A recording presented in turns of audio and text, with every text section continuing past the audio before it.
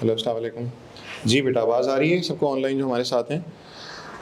अच्छा जी, कल सर अहसान के साथ आप लोग का डिस्कशन हो चुका होगा काफ़ी ज़्यादा कोर्स के हवाले से, और एरियाज़ कौन कौन से सर अहसान ने कवर अप करने हैं और कौन से मैंने कराने हैं। इन्होंने FAR 1 का सिलेबस जो है वो बढ़ा दिया है, आपको भी आइडिया हो गया होगा। यानी कि मैं अपने आप से सवाल ये कर रहा था कि यार FAR 1 में इस दफ़ा जो है नया क्या कुछ शामिल हो गया है।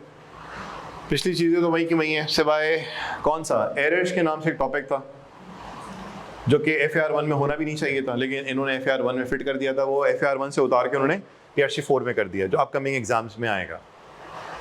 इसके अलावा IAS 38 इन्होंने ऐड कर लिया, IAS 41 इसमें ऐड कर लिया, यानी कि FAR 2 से दो चीज़ें उतर के यहाँ पे आ गई। और रेशोज़ और कौन सा topic, earning per share EPS, ये आगे की तरफ चलेगा। यानी कि चीज़ें जो हैं अगर क्विकली रिकैप की जाए तो क्या क्या FAR 1 के अंदर है। यानी कि मैं अपने पार्ट पे बात करूं, सर आसान वाला पार्ट भी डिस्कस कर लेते हैं। उसमें आपको नज़र आएगा IAS 16 testing 2, cash flow testing 2, और statement of changes in equity testing 2। ठीक है, ये तो थे, अब भी वही हैं। NPO का कुछ एरिया कम किया है, सिर्फ एक स्पेसिफिक एरिया जो है उन्होंने छोड़ दिया है, ये चौथा एरिया हुआ। यानी कि अकाउंटिंग स्टैंडर्ड फॉर NPO पे इसका फोकस होगा। पांचवा एरिया इन्होंने डाल दिया सिंगल एंट्री के नाम से, जो कि आसान नहीं है, इंटरेस्टिंग ज़रूर है। मैं मुश्किल नहीं बोलूँगा, मतलब मुश्किल की जगह मैं बोलूँगा इंटरेस्टिंग बोलूँगा।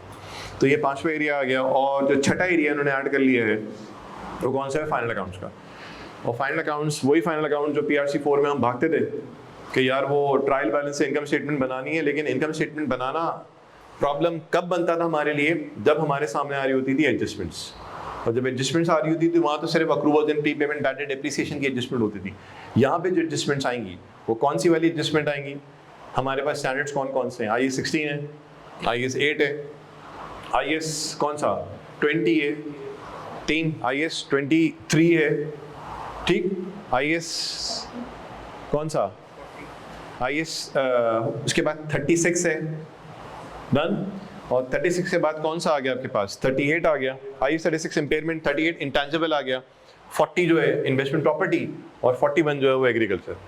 यानी कि स्टैंडर्ड भी अच्छे खासे हैं। यानी कि सर अहसान के ज़िम्मे जो स्टैंडर्ड्स आ रहे हैं वो कौन से वाले होंगे, IAS 20 होगा, 23 होगा, IAS 36 होगा, IAS 38 होगा, IAS 40 हो जाएगा, और IAS 41 हो जाएगा।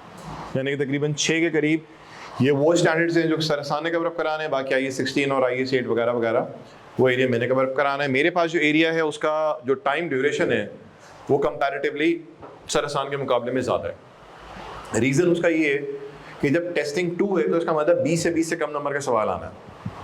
और जाहिर सी बात है, जब 20 से कम नंबर का सवाल आना है तो पेपर में जो टेक्स्ट बुक के अंदर जो कंटेंट बताया है वो भी अच्छा खासा कंटेंट है, तो इसलिए टाइम हमारा ज़्यादा लगेगा। और एक बात मैंने ये भी कही थी कि टाइम हमारा दूसरे लोगों के मुकाबले में फिर भी ज़्यादा क्यों लगता है, तो मैंने आपको बात बताई थी कि हम बुक का कंटेंट हम कवर अप करेंगे प्रैक्टिस को लेके, मेरा अपना कंटेंट है वो कवर अप होगा, और जो पास पेपर्स हैं जो सही सी बात है हम सबकी टॉप प्रायोरिटी है वो तो कवर अप करना ही है। तो जब इन 3 चीज़ों को कवर अप करने की जिम्मेदारी हमने यहाँ पे ले ली है तो ऑब्वियस सी बात है 2 4 5 क्लासेस के अंदर मामला निमट नहीं सकते। कंटेंट तो कवर अप हो जाएगा, लेकिन सर जब बात आती है पास पेपर की प्रैक्टिस की, तो अगर 10 अटेम्प्ट के पास पेपर है तो मैं 5 क्लासेस में कैसे कंप्लीट कराऊं। तो 10 अटेम्प्ट के पास पेपर है, उसमें कराने से पहले उसका कंटेंट कवर अप करना और उसके बाद उन पास पेपर जाना, ऑब्वियसली टाइम हमारा लगेगा यहाँ पे ज़्यादा। बहरहाल हम लोग स्टार्ट लेते हैं, और हमारा जो टॉपिक है ये है हमारी आज फर्स्ट क्लास, और टॉपिक है हमारा IAS 16, जिसको पुकारा जाता है प्रॉपर्टी प्लांट एंड इक्विपमेंट के हवाले से। प्रॉपर्टी प्लांट एंड इक्विपमेंट के हवाले से इसको पुकारा जाता है। अच्छा जी सर, प्रॉपर्टी से मुराद यहाँ पे आपका क्या है, इधर देखना बेटा। प्रॉपर्टी से मुराद यहाँ पे क्या है, लैंड एंड बिल्डिंग्स। ठीक, प्रॉपर्टी मतलब लैंड बिल्डिंग, या खाली लैंड या खाली बिल्डिंग या दोनों। सर प्लांट से मुराद यहाँ पे क्या है? All kinds of machinery used in production. वो सारी मशीनरीज जो कि प्रोडक्शन में इस्तेमाल होंगी वो किस कैटेगरी में आएगा बोलिए? प्लांट में। तो सर ऐसी भी तो मशीनरी होती है जो प्लांट में इस्तेमाल या प्रोडक्शन में इस्तेमाल नहीं हो रही होती, तो वो किस कैटेगरी में आ जाएगा? वो आ जाएगा इक्विपमेंट में। तो हम यहाँ पे बोलते हैं मशीनरी अदर देन, बोलिए, production machinery other than production machinery.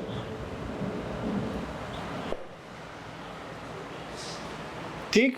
तो sir what is property? Property का मतलब यहाँ पे क्या है? Land and building property means. ये बात डिस्कस करना इसलिए जरूरी बिकॉज स्टैंडर्ड का नाम हमारे पास है क्या? Property plant and equipment. तो आगे तो बातें तो बहुत सारी आएंगी हमारे पास, लेकिन हम पहले ये तो समझें कि प्रॉपर्टी से मुराद क्या है। प्रॉपर्टी से मुराद है लैंड एंड बिल्डिंग या दोनों।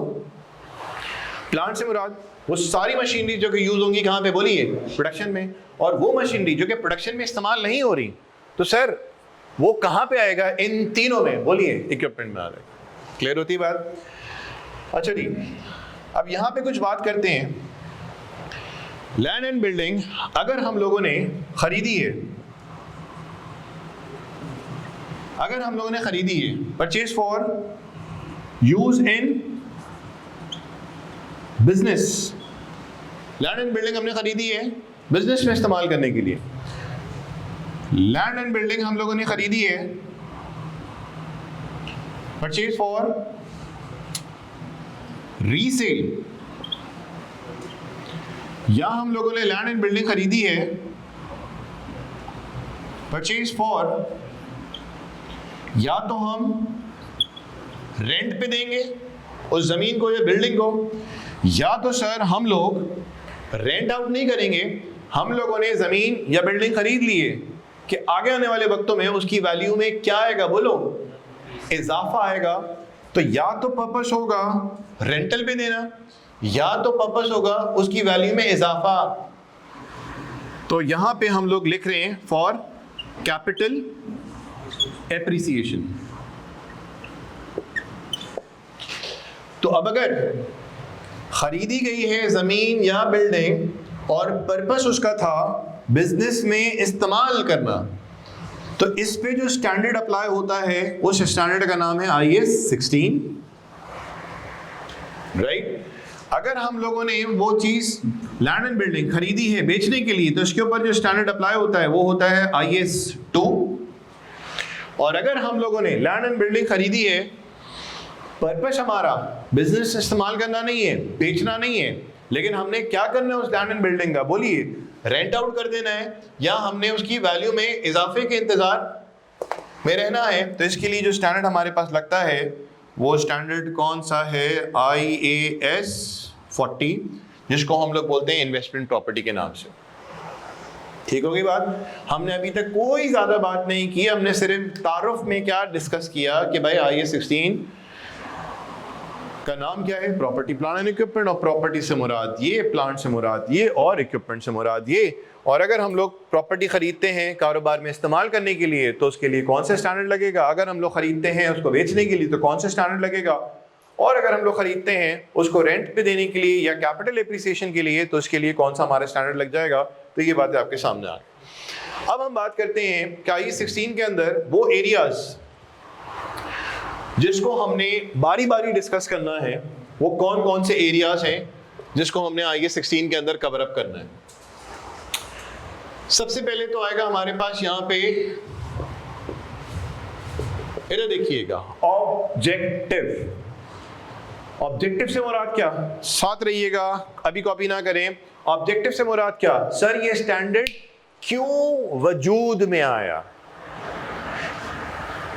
ये स्टैंडर्ड क्यों वजूद में आया? क्या मकसद है इसके वजूद में आना? तो ये स्टैंडर्ड इसलिए वजूद में आया, ये बता रहा है कि भाई मैं, मुझसे पूछो मैं क्यों, मेरा ऑब्जेक्टिव क्या है, मैं क्यों वजूद में आया? हमने बोला हाँ बताएं क्यों वजूद में है। उसने बोला मैं इसलिए वजूद में आया ताकि आपको पीपीई की अकाउंटिंग सिखाऊं, और तो और फाइनेंशियल स्टेटमेंट में जो पीपी के हवाले से अकाउंटिंग ट्रीटमेंट है ना, उसका पूरी गवर्नेंस किस स्टैंडर्ड के थ्रू होगी, उस स्टैंडर्ड का नाम पता है क्या है? IAS 16, जिसको पुकारा जाता है प्रॉपर्टी प्लांट एंड इक्विपमेंट के नाम से। तो हमने पूछा बात सुनो, IAS 16 तुम्हारा पर्पस क्या है, तुम क्यों वजूद में आए हो? उसने बोला मैं इसलिए वजूद में आया ताकि मैं तुम्हें पीपी की अकाउंटिंग सिखाऊं, और जितनी भी फाइनेंशियल स्टेटमेंट में जो भी अकाउंटिंग ट्रीटमेंट होगा, मैं उन सारे अकाउंटिंग ट्रीटमेंट को क्या करूंगा, बोलिए, गवर्न करूंगा। ये वाली बात समझ आई, ऑब्जेक्टिव। फिर दूसरी बात हम ये देखेंगे क्या ये 16 क्या सारे एसेट्स पे एप्लीकेबल है? जवाब आया। हमने सबसे पहले उससे पूछा भाई तुम क्यों वजूद में आए? उसने बता दिया कि भाई तुम्हें पीपी की, बोलिए, अकाउंटिंग सिखाने के लिए। मैं तुम्हें बताऊंगा कि पीपी की डेफिनेशन क्या होती है, मैं तुम्हें बताऊंगा कि पीपी को तुमने अपनी बुक्स में डेबिट किस तारीख को करना है, मैं तुम्हें बताऊंगा कि तुमने पीपी को जो डेबिट करना है वो कितने अमाउंट से डेबिट करना है, मैं तुम्हें बताऊंगा कि पीपी को तुम आज अगर मेजर करते हो तो उसके लिए जो मेजरमेंट मॉडल्स हैं उसके बारे में भी कोई और नहीं बताएगा, वो कौन बताएगा? मैं बताऊंगा। मैंने बोला आप इतनी सारी बात बताएंगे? उसने कहा कि तुमने खुद ही तो मुझसे पूछा था कि बात सुनो, हेलो आप कौन है? जवाब दिया मैं IAS 16 हूँ। पूछा नाम क्या है? बोला पीपीई। मैंने बोला तुम्हारा क्या काम है, तुम क्यों एग्जिस्ट कर रहे हो? उसने बोला बेटा बात सुनो, मैं तुम्हें पीपी की अकाउंटिंग सिखाने आया हूं। तो पीपी की डेफिनेशन, पीपी की रिकग्निशन, पीपी की मेजरमेंट, पीपी की सब्सिक्वेंट मेजरमेंट, पीपी का डिस्पोजल, पीपी में cost model, revaluation model, PP के ऊपर आप आज खर्चा कर रहे हो, कल भी खर्चा करोगे, तो भाई इस तरह के जितने सवालात हैं उसका जवाब सिर्फ किसके पास है? बोलिए, IAS 16 के पास है, जिसका नाम क्या है? बोलिए, प्रॉपर्टी प्लांट एंड इक्विपमेंट। तो ये बात ऑब्जेक्टिव। फिर हमने पूछा अच्छा आप बताएं क्या आपकी हद क्या है, क्या आप सारे एसेट्स पे अप्लाई होते हैं? उन्होंने बोला जितनी भी पीपीई रिलेटेड ट्रांजैक्शंस होंगी मेरा सिर्फ हद इसी तक है। ये नहीं है कि मैं सारे एसेट्स पे अप्लाई होऊंगा, एसेट्स तो बहुत सारे हो सकते हैं, लेकिन मेरी हद क्या है? प्रॉपर्टी प्लांट एंड इक्विपमेंट मेरी हद है, मैं इसी पे अप्लाई होता हूं, इसके अलावा मैं और कहीं पे अप्लाई नहीं होता। फिर सर हम देखेंगे डेफिनेशन किसकी, बोलिए, पीपीई की डेफिनेशन देखेंगे कि पीपीई की डेफिनेशन है क्या। फिर हम यहाँ पे चौथा एरिया जो हमारे पास आएगा कि वो कौन सा दिन होगा, वो कौन सा लम्हा होगा, वो कौन सा टाइम होगा जब हम अपनी किताबों में पीपीई को क्या कर सकते हैं, बोलिए, रिकग्नाइज कराएंगे। तो रिकग्नाइज कराने का कोई ना कोई क्राइटेरिया है जिसको हम यहाँ पे डिस्कस करेंगे।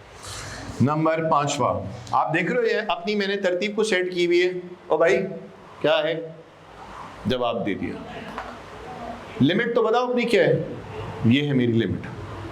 बताओ तो सही तुम्हारे अंदर है क्या क्या? डेफिनेशन तो बताओ तुम, मतलब समझ रहे हो मैं स्टाइल मेरा क्या है? बताओ तो सही तेरी है क्या डेफिनेशन। फिर मैं पूछ रहा हूं बताओ तो सही मैं कब अपनी किताब में तुम्हें डेबिट कर सकता हूं? तो यहां पे हम बात करेंगे रिकग्निशन क्राइटेरिया। फिर इसके बाद हम आगे बढ़ेंगे और आएगा इनिशियल मेजरमेंट। इनिशियल मेजरमेंट से मुराद ये कि जब हम लोगों ने यहां पे क्या होगा, यहां पे क्या होगा, वो कौन सा दिन होगा, सुनना, वो कौन सा दिन होगा जब हम अपनी किताबों में तुमको डेबिट करने का हक रखेंगे।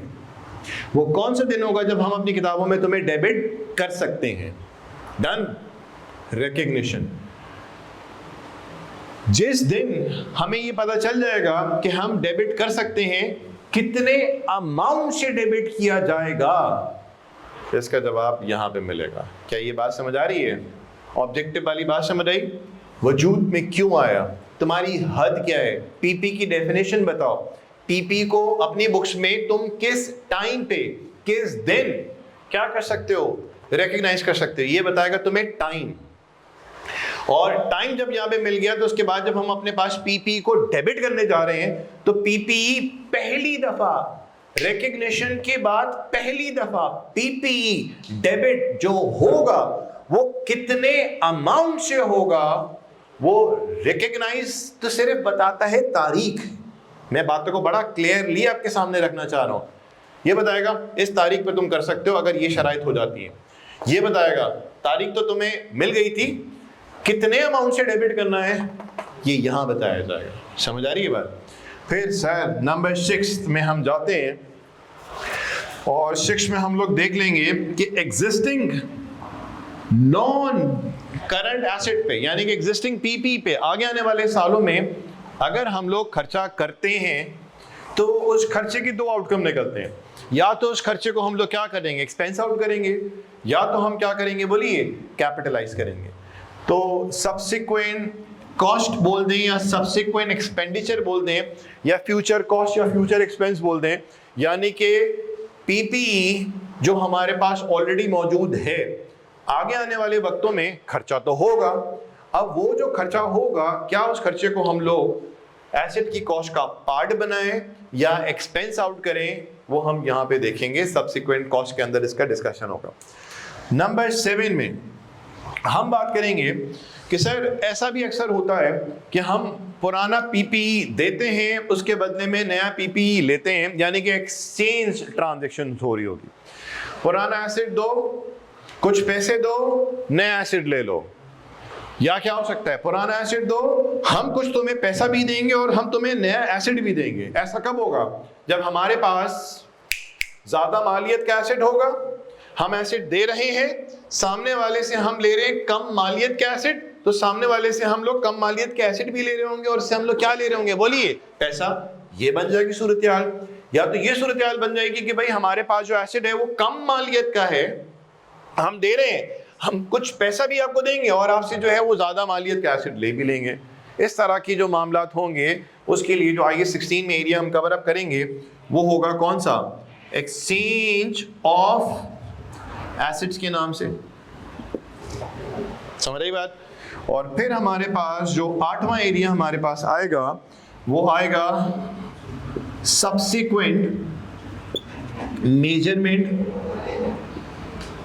सब्सिक्वेंट मेजरमेंट और इनिशियल मेजरमेंट दोनों में फर्क है।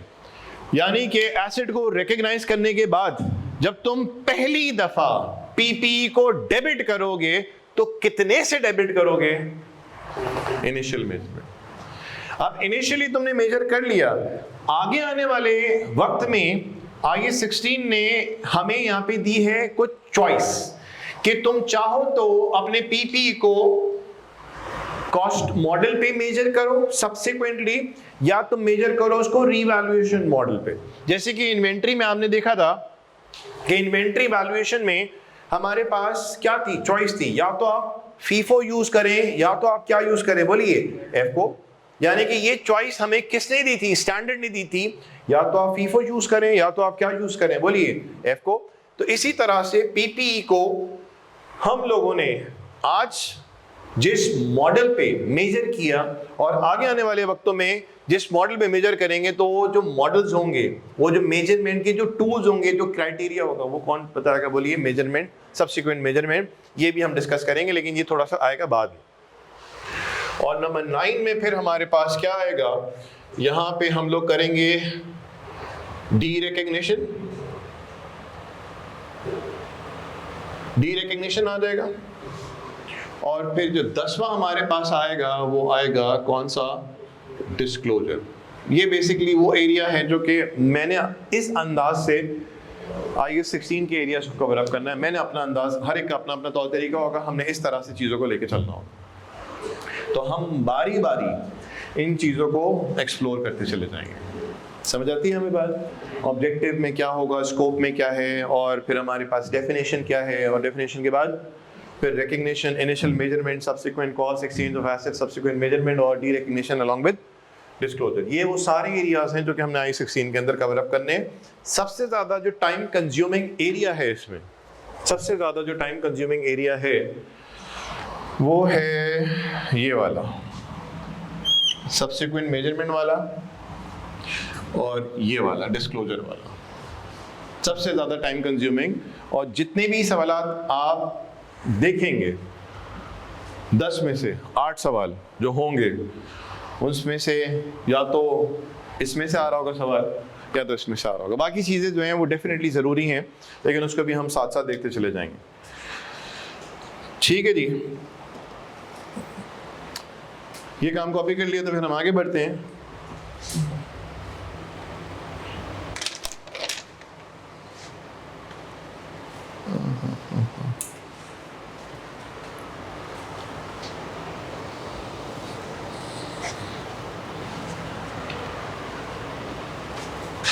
ठीक है जी, बोर्ड अप कर दूं मैं।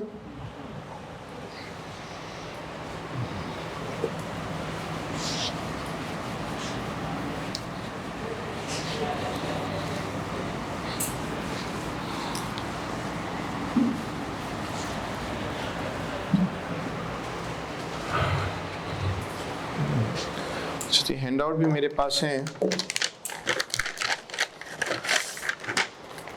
ग्रुप में मेरे ख्याल से बाकर भाई ने शेयर कर दिया होगा, जो भी हमारे साथ एडेड है। ये लीजिएगा, पास ऑन कर दो।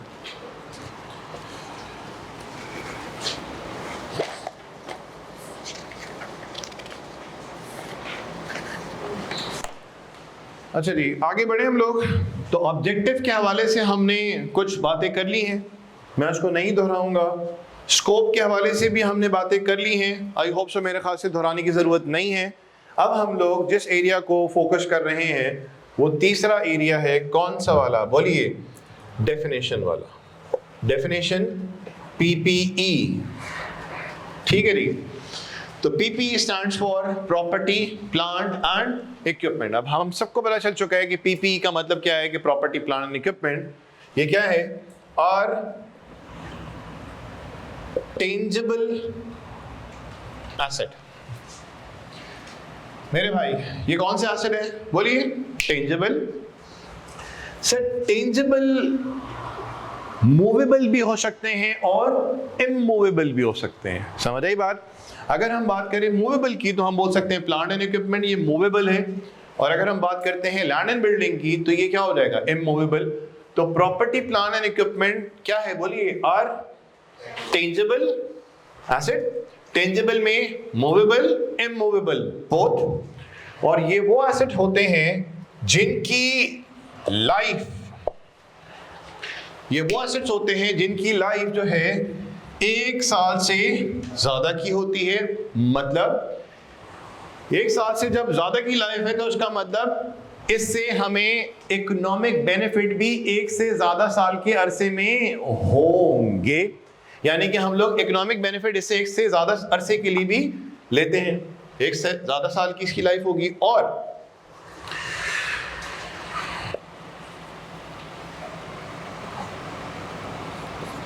सर ये यूज हो रहे होंगे फॉर यूज इन, या तो ये यूज हो रहे होंगे production, for use in production of बोलिए, या तो गुड्स की प्रोडक्शन में इस्तेमाल हो रहे होंगे, या तो सर्विसेज की फरहमी के लिए इस्तेमाल किया जा रहा होगा उस प्रॉपर्टी, प्लांट एंड इक्विपमेंट को। सर भाई ये वो एसेट की लाइफ 1 साल से ज्यादा की है, मतलब इसके बेनिफिट हमें 1 से ज्यादा अरसे में भी होंगे, सिंपल सी बात। और तो और सर ये वो एसेट है जिसको हम लोग यूज कर रहे होंगे, बोलिए किस पर्पस के लिए? प्रोडक्शन पर्पस के लिए। अगर हम प्रोडक्शन पर्पस के लिए इस्तेमाल नहीं कर रहे किसको? PPE को, तो हम लोग उसको इस्तेमाल किस लिए कर रहे होंगे? सर्विसेज की सप्लाई के लिए इस्तेमाल कर रहे होंगे। और तो और ये भी हो सकता है फॉर यूज हो रहा होगा एडमिन पर्पस के लिए, या तो हम क्या कर रहे होंगे for rental to others. Example ले लेते हैं।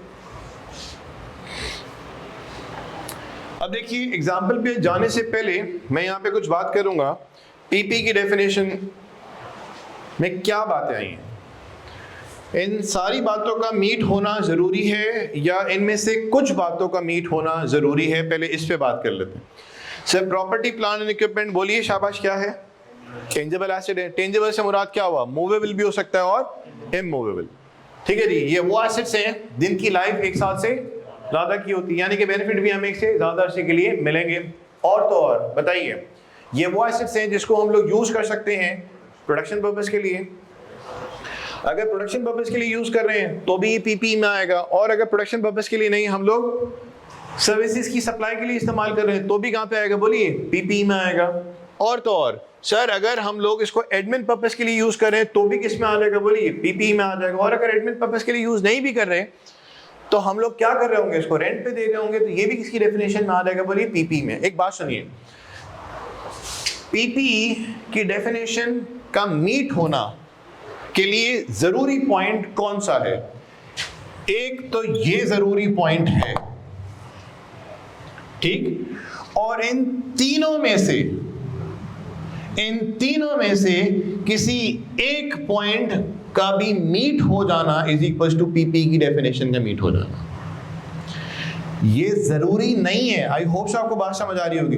सर, प्रोडक्शन भी हो रही होगी, सर्विसेज भी दी जा रही होगी, एडमिन पर्पस भी होगा, सर वो रेंट भी दे रहे होंगे। ओ भाई, इन तीनों में से किसी एक पॉइंट का भी मीट होना अलोंग विद दिस वन, इसका मतलब पीपी की डेफिनेशन फुलफिल हो गई, मीट हो गई। इसका मतलब एक ये पॉइंट और दूसरे में से या तो इन तीनों में से किसी एक का भी मीट हो जाना, ये क्या बन जाएगा? पीपी की डेफिनेशन मुकम्मल हो जाएगी। एग्जाम्पल अपने पास नोट कर सकते हैं। एग्जाम्पल में क्या आ जाएगा? ऑफिस बिल्डिंग, और ऑफिस बिल्डिंग के अंदर हमारे पास क्या आ जाएगा?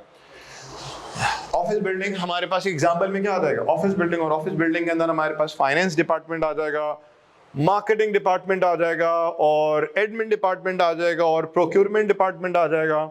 इसके अलावा और क्या हो सकता है? जैसे कि हमने बात की क्या, ऑफिस बिल्डिंग की। ऑफिस बिल्डिंग के अंदर मैंने आपको बताया कौन सा? फाइनेंस डिपार्टमेंट हो गया, और मार्केटिंग हो गया, मार्केटिंग डिपार्टमेंट हो गया, और बोलिए एडमिन हो गया, और प्रोक्योरमेंट डिपार्टमेंट हो गया, वगैरह वगैरह। ठीक, इसके अलावा और कौन से आ सकते हैं? हमारे पास आ सकता है फैक्ट्री बिल्डिंग, फैक्ट्री बिल्डिंग आ जाएगा, और क्या आ जाएगा? प्लांट एंड मशीनरी आ जाएगा। वर्बली मैंने बोला था, लेकिन मैंने जल्दी से इसको नोट भी कर लिया। इसके अलावा आ सकता है आपके पास व्हीकल एटसेट्रा। ये हमारा किस में आ जाएगा? हाँ जी, आप सुनिए, हमारे पास अभी एक सवाल आया है कि सर, ये जो आपने अभी बात की थी प्रॉपर्टी को लेके, आपने कहा था कि प्रॉपर्टी के रेंटल के लिए जो अकाउंटिंग स्टैंडर्ड अप्लाई होता है, प्रॉपर्टी के रेंटल को लेके जो अकाउंटिंग स्टैंडर्ड अप्लाई होता है, उस स्टैंडर्ड का नाम मैंने बताया था IAS 40। तो सर, IAS 40 में भी प्रॉपर्टी रेंटल की बात की गई है। डन। अभी देखो डिस्कशन हुआ था ना, IAS 40 में भी प्रॉपर्टी रेंटल की बात हुई है। और जब पीपी की डेफिनेशन देख रहे हैं तो हमें पीपी की डेफिनेशन में भी क्या नजर आ रहा है? बोलिए, फॉर रेंटल टू अदर। तो सर, ये क्लैश नहीं आ रहा।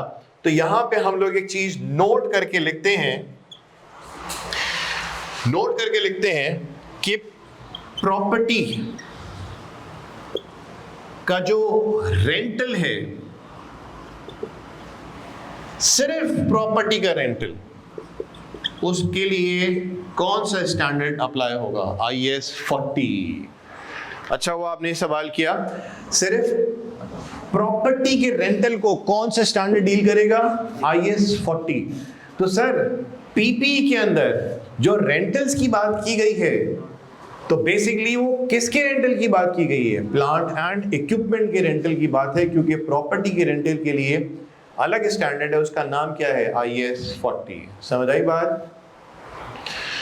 तो नोट करके हमने लिख दिया कि प्रॉपर्टी रेंटल के लिए कौन सा स्टैंडर्ड लगेगा? IAS 40।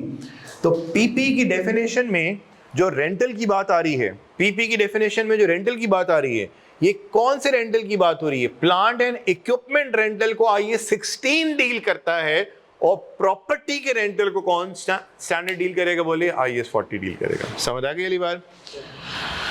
नोट डाउन कर लें, आगे बढ़ते हैं। PRC 4 के अंदर भी हम लोगों ने ये सारी चीजें बुक के अंदर तो छोटी छोटी गिवन थी कि पीपी की डेफिनेशन क्या होती है और रिकग्निशन वगैरह वगैरह, लेकिन हो सकता है कि आपने इतनी डिटेल में ना पढ़ा हो, आपका फोकस सिर्फ किस पे हो भाई, वो स्ट्रेट लाइन मेथड क्या है, रिड्यूसिंग क्या है, सम ऑफ द ईयर क्या है और यूनिट ऑफ प्रोडक्शन क्या है बस, और टी अकाउंट वगैरह आपने देख लिए। यहां पे वो सारा काम लौट के आएगा, सारा काम लौट के आएगा। या तो मैं अभी वहीं से शुरू करता काम जहां पे पीआरसी से छोड़ा, वो सारा काम जो पीआरसी में आपने छोड़ा था वो सारे का सारा काम लौट के आएगा इस एरिया में। तो आप समझ जाएं कि यहां तक इस एरिया से मुझे अपनी क्लास का स्टार्ट लेना कोई मसला नहीं था। समझ आ रही है बात? आपको यही लगता कि यार वो पीआरसी की चीजें थी तो सर ने तो वही थोड़ा सा रिवाइज कराया और आगे बढ़ गए, लेकिन हमने वहां से लेके यहां तक थोड़ा सा माहौल बनाना है, क्योंकि भाई ये पीआरसी 4 नहीं है। अब आप ये देख रहे हो कि मैंने कितने कैजुअल अंदाज में बोला, ओ भाई क्या है तुम्हारा काम, के तुम क्यों यहाँ पे आए हो, मैं यूं ही बोलूंगा ना। तो हमने उससे पूछना चाहा भाई तू क्यों एग्जिस्ट करता है, उसने बोला बेटा बात सुन, मैं तुझे पीपी की अकाउंटिंग सिखाने आया हूं। तो पीपी में जब डेफिनेशन, रिकग्निशन और 10 सवाल आएंगे ना तो कोई और जवाब नहीं देगा। कौन जवाब देगा, मेरा नाम क्या है IE 16। मैंने बोला भाई तेरी हद क्या है, तू सारे एसेट्स पे लगता है। अभी देखो ना मेरा स्टाइल कितना बदतमीजी वाला है, मतलब समझ जाने के लिए। तुम्हारी हद क्या है, उसने बोला भाई पीपी, इसके अलावा कोई तीसरा चौथा एसेट होगा, मेरी जिम्मेदारी नहीं है, मैं नहीं बताऊंगा, कोई और बताएगा। फिर हमने पूछा भाई बताओ तुम्हारी डेफिनेशन क्या है, थोड़ा सा देख ना, थोड़ा सा एटीट्यूड वाला अंदाज है। उसने बोला भाई मैं ये हूं। हमने उससे पूछा भाई तेरी लाइफ 12 महीने ज्यादा की होगी, हाँ यार 12 महीने ज्यादा होगी तो पीपी में आएगा। और उसने बोला अगर इन सेकंड में से एक भी मीट हो गया ना तो यार फिर मैं तुम्हें देख के मुस्कुराऊंगा, और सेकंड में से एक भी मीट नहीं हुआ, पीपी की डेफिनेशन मुकम्मल नहीं है, भागो यहां से, क्योंकि मैं हूं IE 16 और मैं तुम्हें बताऊंगा कि पीपी की डेफिनेशन में क्या क्या बातों का आना जरूरी है। समझ आई यहाँ पे बात? ये सारा हमारा डिस्कशन हो गया। और जैसे प्रॉपर्टी की बात की गई थी, हमने रेंटल का देखा थोड़ी देर पहले भी, और रेंटल का देखा हमने डेफिनेशन में भी, तो हमें दोनों में कन्फ्लिक्ट नजर आया। तो यहाँ पे ये बता दिया कि IS 16 जो है वो प्लांट एंड इक्विपमेंट के रेंटल को डील करता है, और IS 40 जो है वो सिर्फ प्रॉपर्टी के रेंटल को डील करती है। इसके बाद कौन से एरिया हमें नजर आ रहा है, शाबाश बता रहा हूं मैं, ये हम बहुत जल्दी इस एरिया तक पहुंच जाएंगे, बहुत जल्दी पहुंच जाएंगे, क्योंकि ये सारा थ्योरेटिकल एरिया है। इसको इग्नोर इसलिए भी नहीं कर सकते यार, क्योंकि पीआरसी 4 में भी इग्नोर किया और यहां भी इग्नोर करेंगे और डायरेक्ट इस पर आ जाएंगे। मैं यहां से काम शुरू करता है ना, तो अभी आप लोग सिवाय कैलकुलेटर के और कुछ भी इस्तेमाल नहीं कर रहे होते, पेपर पेंसिल कैलकुलेटर, चलो जी पीआरसी 4 का जितना काम था रिविजन और डायरेक्ट कनेक्ट हो गया।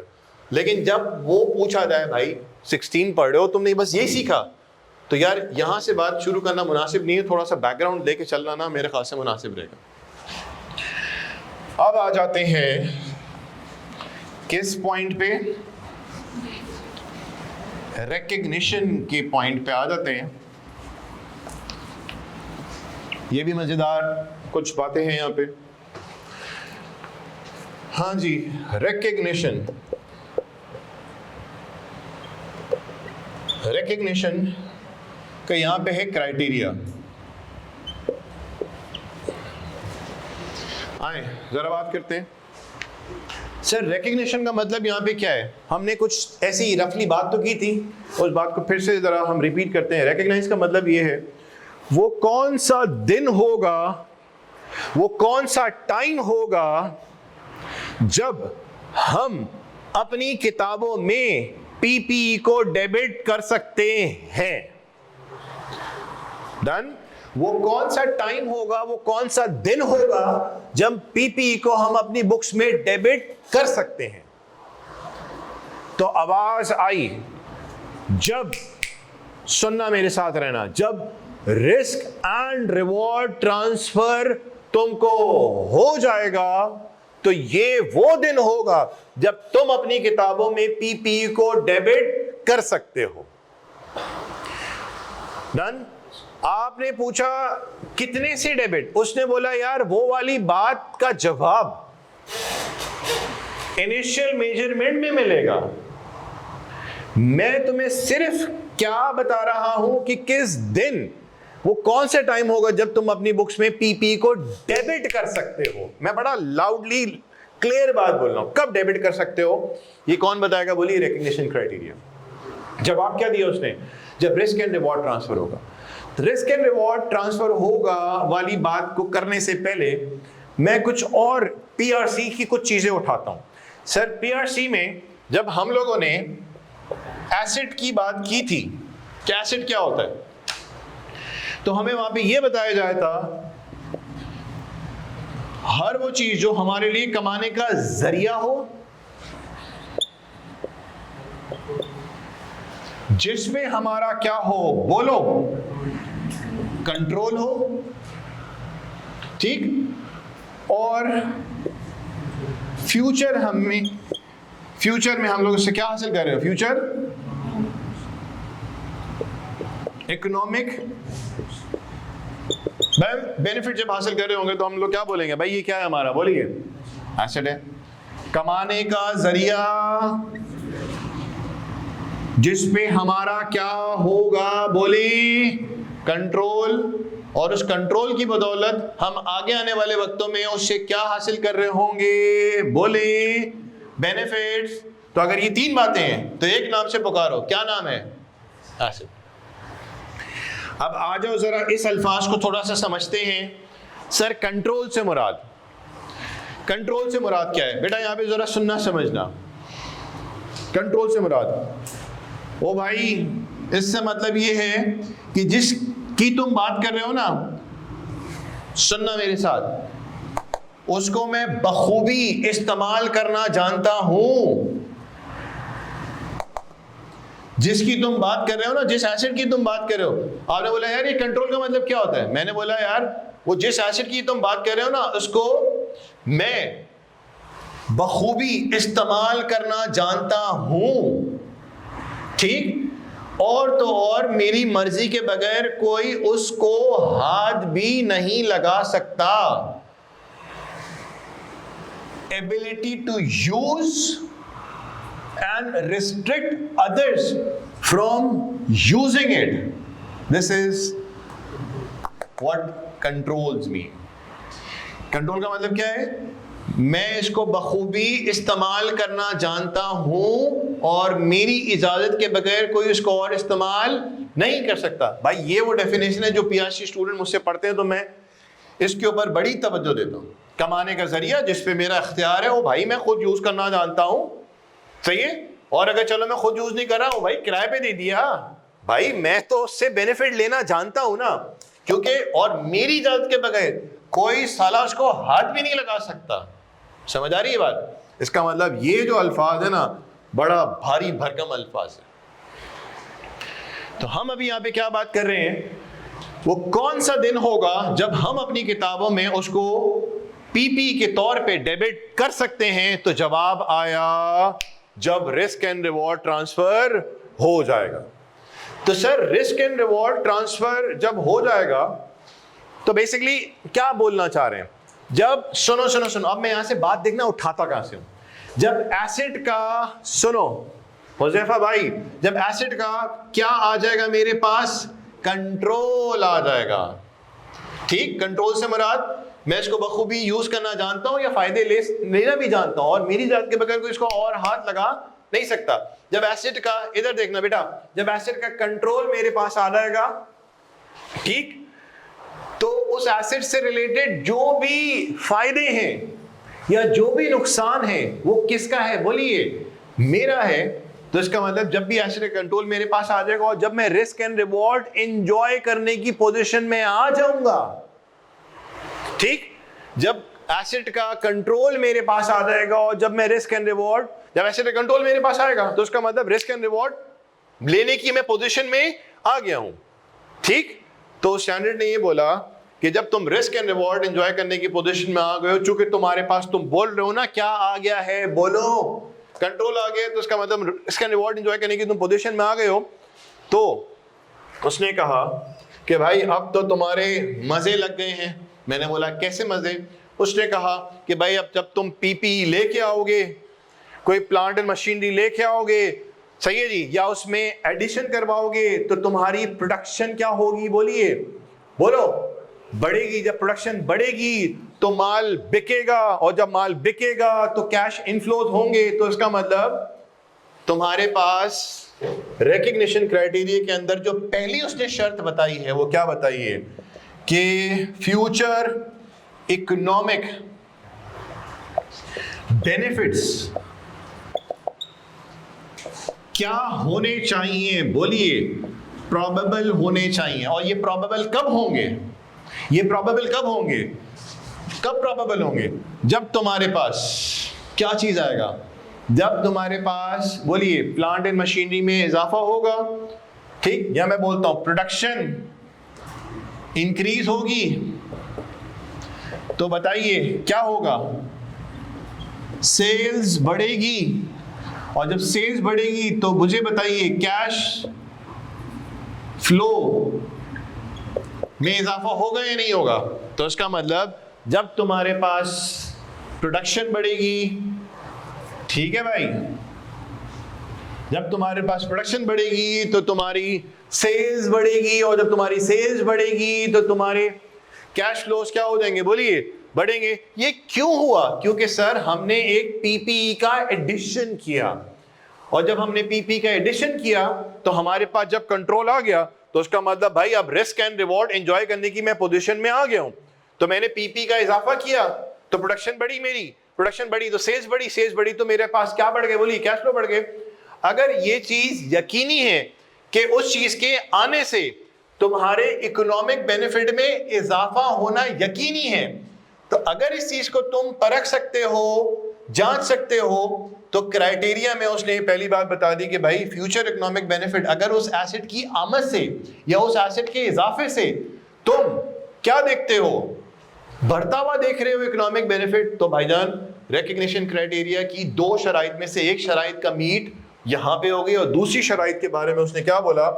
ओ भाई, उसकी कोई ना कोई होनी चाहिए कॉस्ट, डेफिनेटली उसकी कोई ना कोई होनी चाहिए कॉस्ट, और उसकी क्या होनी चाहिए? बोली कॉस्ट। और कॉस्ट को तुम लोग क्या कर सकते हो? बोलो, रिलायबली मेजर अगर तुम कर सकते हो।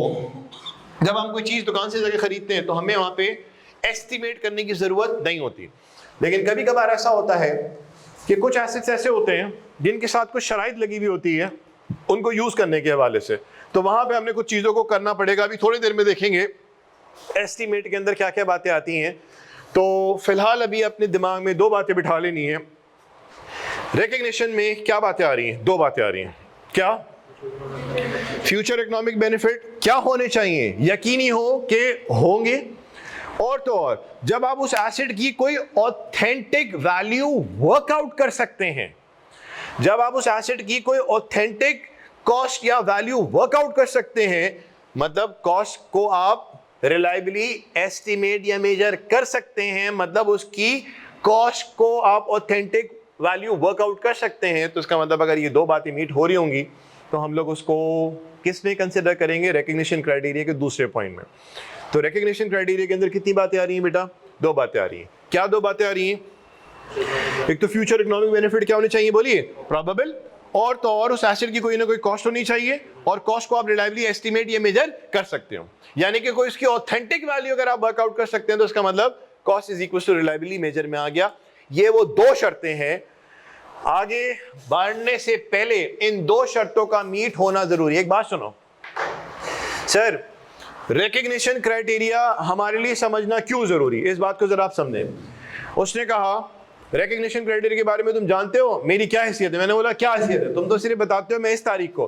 बोला बेटा मैं तुम्हें तारीख बताऊंगा, फिर ही जाके तुम अपने पास डेबिट करने का मजाज रखते हो, अदरवाइज इन दो में से एक पॉइंट अगर मीट नहीं हुआ ना, तुम्हारा बाप भी जो है उसको जाके डेबिट करने का मजाज नहीं है। जब ये दो पॉइंट्स सेटिस्फाई होंगे, मीट करेंगे, तभी तुम्हें एक डेट दी जाएगी कि भाई इस डेट पे जाके तुम पीपी को अपने पास डेबिट कर सकते हो।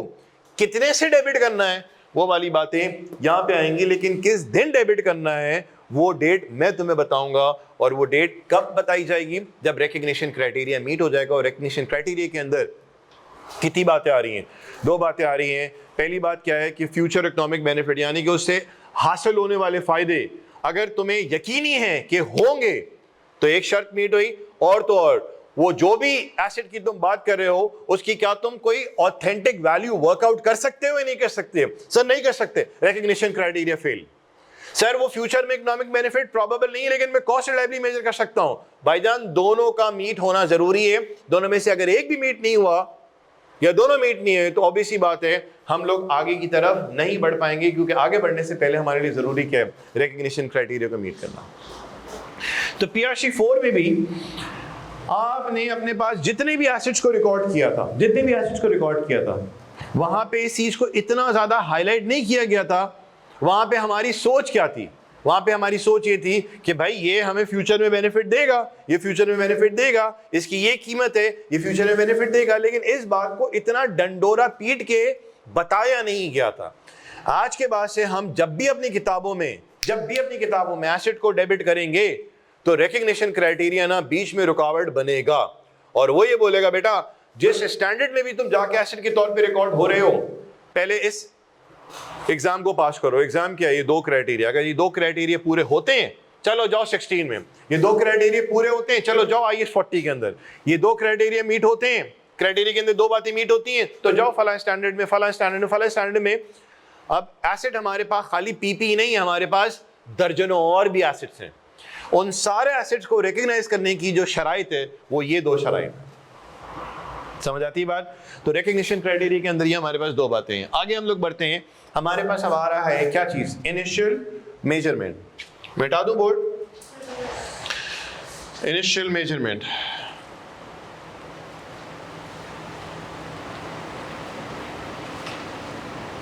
ये छोटे छोटे एरियाज हैं सारे, सब्सिक्वेंट मेजरमेंट तक पहुंचने से पहले इनका डिस्कशन मैं समझता हूं। आप देख रहे हैं कितना क्विकली हम लोग इन चीजों को कवर अप करके आगे की तरफ बढ़े। नहीं, डेफिनेशन वगैरह अभी तो जब आपके सामने पेपर की चीजें सामने आएंगी तो फिर बहुत सारी चीजें क्लियर हो जाएंगी कि डेफिनेशन आ सकती नहीं आ सकती। मैं खुद ही इतनी दफा दोहरा रहा हूँ, ऐसा मस्ती मजाक में ऐसे ही होते ना, चाय की चुस्की लगा रहे हैं, हाँ जानी क्या हुआ था, तू क्यों आया, ऑब्जेक्टिव, स्कोप, डेफिनेशन और रिकग्निशन। इतनी दफा बात बोल दी आपके जहनों में, बात बैठ गई, बस इससे ज्यादा कुछ भी नहीं। क्योंकि और भी बहुत ज्यादा इंपॉर्टेंट चीजें हैं जिसको याद रखना, प्रैक्टिस करना, वो हमारे लिए बहुत ज़रूरी होगा। ये इतनी कोई ख़ास अहमियत नहीं रखेगा, लेकिन अगर नहीं आता तो जाहिर सी बात है हमारे लिए एक प्रॉब्लम क्रिएट हो जाएगा कि भाई आगे तुम बढ़ रहे हो लेकिन यही नहीं पता कि रिकग्निशन क्राइटेरिया क्या है। हाँ जी, अब आ जाते हैं, बात करते हैं इनिशियल मेजरमेंट। PP को रिकग्नाइज किस दिन करना है पता चल गया, जिस दिन वो क्राइटेरिया मीट हो गया पता चल गया, डन। सर डेट तो पता चल गई, टाइम तो पता चल गया, अब डेबिट करने की डेट तो पता चल गई, डेबिट कितने अमाउंट से करना है उसके बारे में हमने इसको जरा समझना पड़ेगा। तो IAS 16 ने कहा रिकग्नाइज करने के बाद एसेट को पहले दिन तुमने कितने से डेबिट करना होगा, तो उसमें क्या क्या चीजें आनी हैं चाहिए वो अब यहां पे बताई जा रही है। इनिशियली मेजर होगा किस पे बोले? कॉस्ट पे, और कॉस्ट के अंदर यहां पे अब 3 बातें हम लोग करने जा रहे हैं। परचेज प्राइस में क्या आएगा देखते हैं। दूसरी बात, डायरेक्टली एट्रीब्यूटेबल कॉस्ट। तीसरी बात, डिसमेंटलिंग कॉस्ट। तीसरी बात, यानी कि कॉस्ट में हमारे पास 3 तरह की कॉस्ट शामिल है। एक है परचेज प्राइस, दूसरी है डायरेक्टली एट्रीब्यूटेबल कॉस्ट, और तीसरी कॉस्ट कौन सी है हमारे पास? Dismantling cost. यानी कि इन 3 कॉस्ट का जब हम लोग जमा करेंगे तो जो अमाउंट आएगा ये वो अमाउंट होगा जिससे हम लोग PP को पहली दफा डेबिट करेंगे, तो वो अमाउंट हमें यहां से मिलेगा। आई होप सो आपको बात समझ आ रही है। तो सर परचेज प्राइस के अंदर क्या आएगा?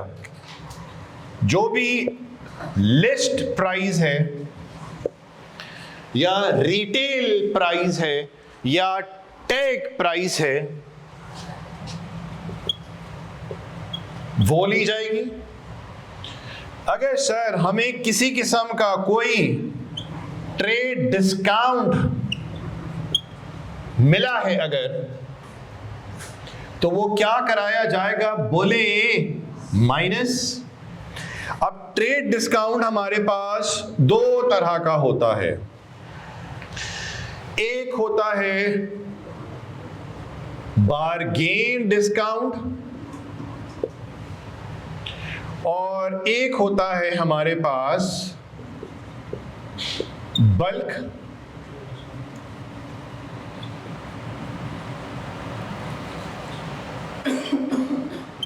और दूसरा होता है कौन सा, बल्क परचेज डिस्काउंट। ये दोनों किस में आएंगे आपके पास, ट्रेड डिस्काउंट में आएंगे। बारगेन डिस्काउंट और बल्क परचेज डिस्काउंट किस में शामिल होते हैं, दोनों ट्रेड डिस्काउंट के अंदर। सर अगर हम लोगों ने बायर और सेलर के दरमियान नेगोशिएशन हुआ और बायर ने सेलर को एक रिड्यूस प्राइस पे आमादा कर लिया, राइट, तो ये जो बार्गेनिंग पे हमें जो डिस्काउंट मिल गया, वो बोल रहा था लाख, हमने उसको आमादा कर लिया 90,000 पे, तो ये जो 10,000 का हमें मिला वो क्या कहलाएगा, बोलिए ट्रेड डिस्काउंट, जिसको हम लोग बोलेंगे बार्गेन डिस्काउंट। और अगर हम लोग ज्यादा मिकदार में या ज्यादा मालियत की कोई चीज खरीद रहे हैं और उस पे जो हमें डिस्काउंट मिलता है उसको हम लोग क्या बोलते हैं, बोलिए बल्क परचेज डिस्काउंट। ज्यादातर लोग जो हैं बल्क परचेज डिस्काउंट मतलब trade discount bulk purchase discount ही समझते थे, लेकिन हमने यहाँ पे हो सकता है आपकी नॉलेज में कुछ इजाफा किया हो कि खाली बल्क परचेज डिस्काउंट ही ट्रेड डिस्काउंट के अंदर नहीं आता, ट्रेड डिस्काउंट के अंदर बार्गेन डिस्काउंट भी शामिल होता है। अगर हमें ट्रेड डिस्काउंट कोई मिल गया तो क्या कराया जाएगा, बोलिए माइनस कराया जाएगा। अब सर तीसरी बात जो परचेज प्राइस में आएगी, सर हम जब एसेट को इंपोर्ट करवाते हैं या हम लोग एसेट हम लोग खरीदते हैं, उसके ऊपर कुछ जो टैक्सेस होते हैं, कभी कभार वो रिफंडेबल होते हैं और कभी कभार वो नॉन रिफंडेबल होते हैं। तो वो ड्यूटीज या वो टैक्सेस जो सरकार की तरफ से हमें माफ नहीं किए जा रहे, सरकार की तरफ से हमें माफ नहीं किए जा रहे, तो उन ड्यूटीज को जो नॉन रिफंडेबल है, उन नॉन रिफंडेबल ड्यूटीज को भी हम लोग परचेज प्राइस के अंदर शामिल कर लेंगे। तो यहां पे मैं लिख रहा हूं नॉन रिफंडेबल, बोलिए ड्यूटीज। क्या करेंगे, प्लस कराएंगे माइनस कराएंगे, बोलिए नॉन रिफंडेबल है भाई, रिफंड नहीं होगा, ठीक। अगर रिफंड हो जाएगा तो एसेट की कॉस्ट में शामिल नहीं करेंगे, और अगर नॉन रिफंडेबल है तो इसका मतलब एसेट की कॉस्ट यहाँ पे क्या हो जाएगी, बोलिए बढ़ जाएगी। तो ये अमाउंट 3 प्लस माइनस करने के बाद जो जवाब आएगा, हो सकता है कोई ट्रेड डिस्काउंट ना हो सकता है कोई आपके पास कोई ड्यूटीज वगैरह ना हो, तो उसका मतलब list price will be equal to purchase price, simple is that. लेकिन अगर इसमें दो चीजें आ जाती हैं तो दो चीजों को प्लस माइनस करने के बाद जो जवाब आएगा उसको हम लोग क्या बोलेंगे, क्या है हमारी purchase price.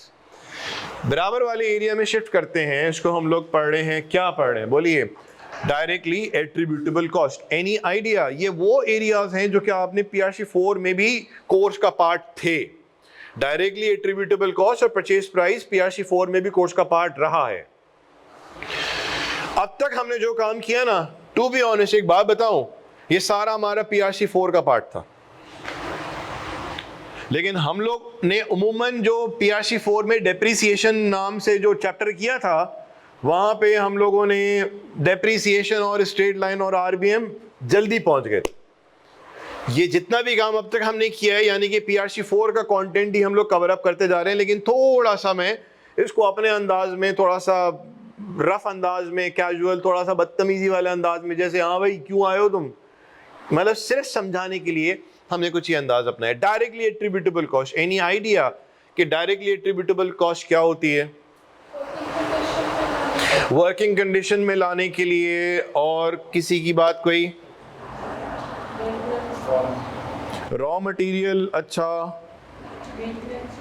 Maintenance cost, no maintenance तो बाद में होगी, वो जो बाद में कॉस्ट होगी तो उसको तो बेटा हम लोग सब्सिक्वेंट कॉस्ट में डिस्कस करेंगे। अभी मैंने आपसे क्या बात बोली मेरे प्यारे भाइयों बहनों, मैं भी आपसे क्या बात बोल रहा हूं, देखो इस पॉइंट को इग्नोर मत करना। माजरत से रिपीट कर दूं, रिकग्निशन वो कौन सा दिन होगा, कौन सा टाइम होगा जब तुम पीपी को तुम डेबिट कर सकते हो। Done.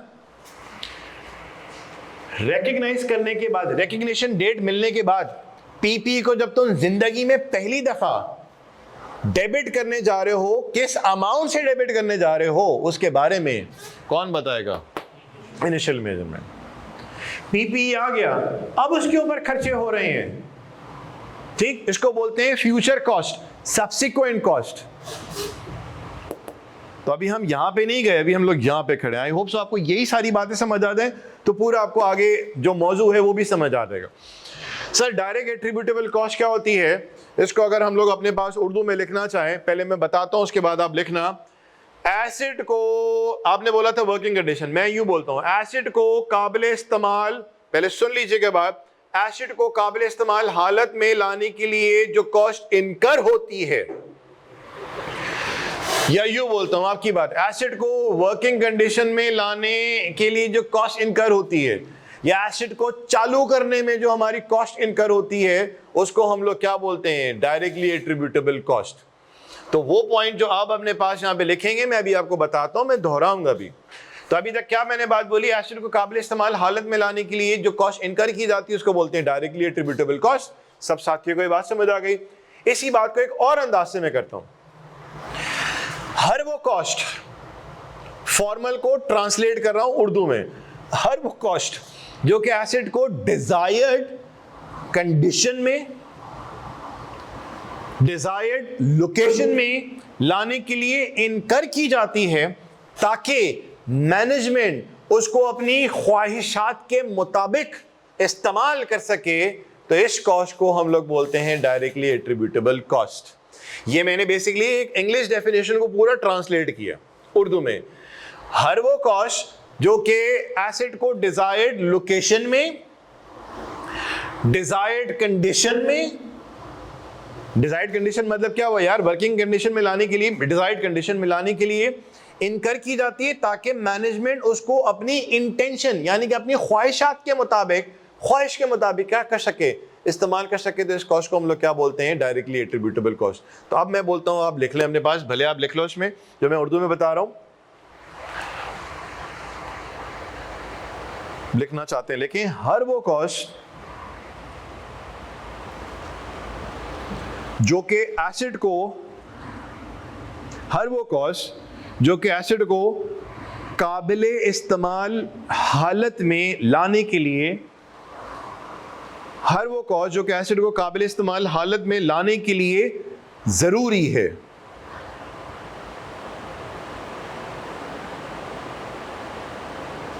Is DAC, is DAC। और करके लिखो आप, और करके नीचे ही वर्टिकली चले आप, और हर वो कॉस्ट, मुझे इंग्लिश में बताने में कोई मसला नहीं है भाई, हमने यहां पे बात समझनी है। अब वो अंग्रेजी में समझो, पश्तो में समझो, सिंधी में समझो, बात सारी है कि भाई जिस जबान भी आप बोलते हैं उसमें समझ आना जरूरी है। तो लेकिन दूसरा पॉइंट क्या लिखना? हर वो कॉस्ट जो कि एसिड को डिजायर्ड लोकेशन, डिजायर्ड लोकेशन और कंडीशन, डिजायर्ड लोकेशन और कंडीशन में लाने के लिए, और कंडीशन में लाने के लिए जरूरी है ताकि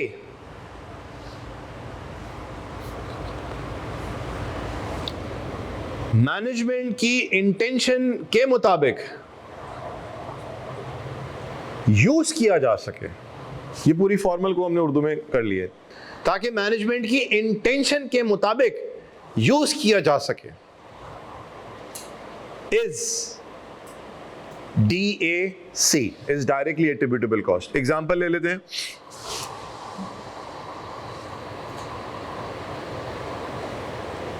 एग्जाम्पल लिखें, अब सर एक अज्यूम करते हैं, एक मिसाल लेते हैं कि हम लोगों ने एक एसेट एक्वायर किया पाकिस्तान से किसी दूसरे ममालिक में जाके, तो सर उसकी लिस्ट प्राइस थी जो कि परचेज प्राइस का हिस्सा बन गया, उस पर हमें कोई ट्रेड डिस्काउंट मिल गया, चलो जी वहां पे चले गया परचेज प्राइस में, डीएसी में नहीं आया। सर उसके ऊपर कुछ नॉन रिफंडेबल ड्यूटीज थी, चलो जी वो भी वहां चलेंगी परचेज प्राइस में, अभी तक डीएसी में नहीं आया। सर वो जो हमारा सप्लायर है ना, जिसको हमने पाकिस्तान से पेमेंट करनी है, राइट, तो हम अपने सप्लायर को गारंटी देते हैं कि भाई तू टेंशन ना ले, हमने तुझसे जितनी मालियत की चीज ली है, मैं खाली गारंटी नहीं दे रहा, मैंने बैंक को इन्वॉल्व किया है कि बैंक आपको ये गारंटी दे कि आपको इतने अमाउंट की इतने टाइम में पेमेंट हर हाल में होगी। तो बैंक को जब मैं इस काम के लिए यानी कि पेमेंट की अदायगी के लिए यूज करता हूं, तो बेसिकली फॉर्मली हम लोग कौन सा अल्फाज इस्तेमाल करते हैं कि सर हमने जब भी अपने किसी सप्लायर को पेमेंट करनी होती है तो हम लोग बैंकिंग चैनल फॉलो करते हैं और वहां पे हम लोग क्या खुलवाते हैं, एलसी, लेटर ऑफ क्रेडिट, यानी कि एलसी खुलवाते हैं। जैसे कि कुछ अर्से पहले हालात खराब थे तो एलसी ही नहीं खुल रही थी, क्योंकि बहुत सारे ऐसे मामलात होते हैं जिसको कंसिडर किया जाएगा, अगर वो फेवरेबल होंगे, बैंक के पास इतने वसाइल होंगे पेमेंट करने के वगैरह वगैरह, तो बैंक खोलेगा एलसी। तो इसका मतलब वो जो एलसी के थ्रू जब आप अपने सप्लायर को पेमेंट करते हैं तो बैंक बीच में एक फैसिलिटेटर का काम कर रहा है, बैंक जो है वो गारंटी दे रहा है आपके फॉरेन सप्लायर को कि भाईजान इतने की पेमेंट की टेंशन नहीं, मैं जिम्मेदार हूं आपको पेमेंट करने का। तो बैंक जब भी एलसी आप खुलवाएंगे तो बैंक एलसी के आपसे क्या लेगा, बोलिए, चार्जेस लेगा। तो पहली एग्जांपल में आप लिखिए एलसी चार्जेस, एलसी चार्जेस। अब सर हमने एलसी खुलवाई, अब वहां से हमने एसेट को ट्रांसपोर्टेशन के थ्रू पाकिस्तान लेके आना है, तो वो जो ट्रांसपोर्टेशन कॉस्ट है, दूसरी एग्जांपल लिखिए ट्रांसपोर्टेशन कॉस्ट। अच्छा जी सर, अब वो एसेट दूर दराज ममालिक से पाकिस्तान लाया जा रहा है, ठीक है जी, और सेलर ने बायर को बोला भाई एसेट तुम्हें मुबारक हो, ठीक, इस एसेट का तुम्हें कंट्रोल मिल गया, मतलब रिस्क एंड रिवॉर्ड एंजॉय करने की तुम पोजीशन में आ गए, ठीक। तो अब जब रिस्क एंड रिवॉर्ड, लाइक मैं था वो फॉरेन सप्लायर और आप थे पाकिस्तानी बायर, तो हमारी जब जर्मन पोर्ट पे आखिरी मुलाकात हुई जिसमें हाथ मिलाया, मैंने आपको मुबारकबाद दी और सारी डॉक्यूमेंटेशन मुकम्मल हो गई, तो जर्मन सप्लायर ने आपको बोला भाई मुबारक हो आपको ये नया एसेट। अब आप जानो आपका एसेट, चाहे एसेट की वैल्यू बढ़े कम हो, चोरी हो जाए, बीच में किसी से सौदा कर लो, मेरी तरफ दोबारा पलट के देखना नहीं, क्योंकि मैंने इस एसेट के हवाले से रिस्क एंड रिवॉर्ड तुमको ट्रांसफर कर दिया। तो अब आप क्या करेंगे, उस एसेट की रास्ते भर की क्या करवाएंगे, क्योंकि जिम्मेदारी सारी आपके ऊपर आ चुकी है, क्या करवाएंगे बोलिए, रास्ते की इंश्योरेंस कराएंगे, तो बोलेंगे इंश्योरेंस इन ट्रांजिट। तीसरा पॉइंट लिखें आप, insurance in transit.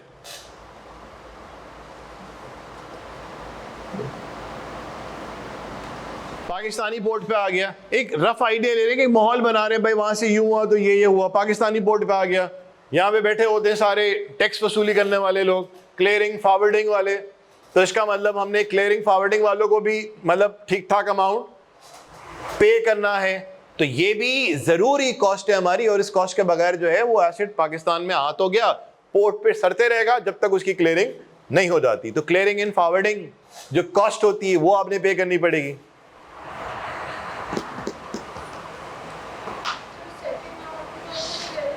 Clearing and forwarding, basically ये जो एजेंट्स होते हैं इन लोगों को हमने पे करना पड़ता है।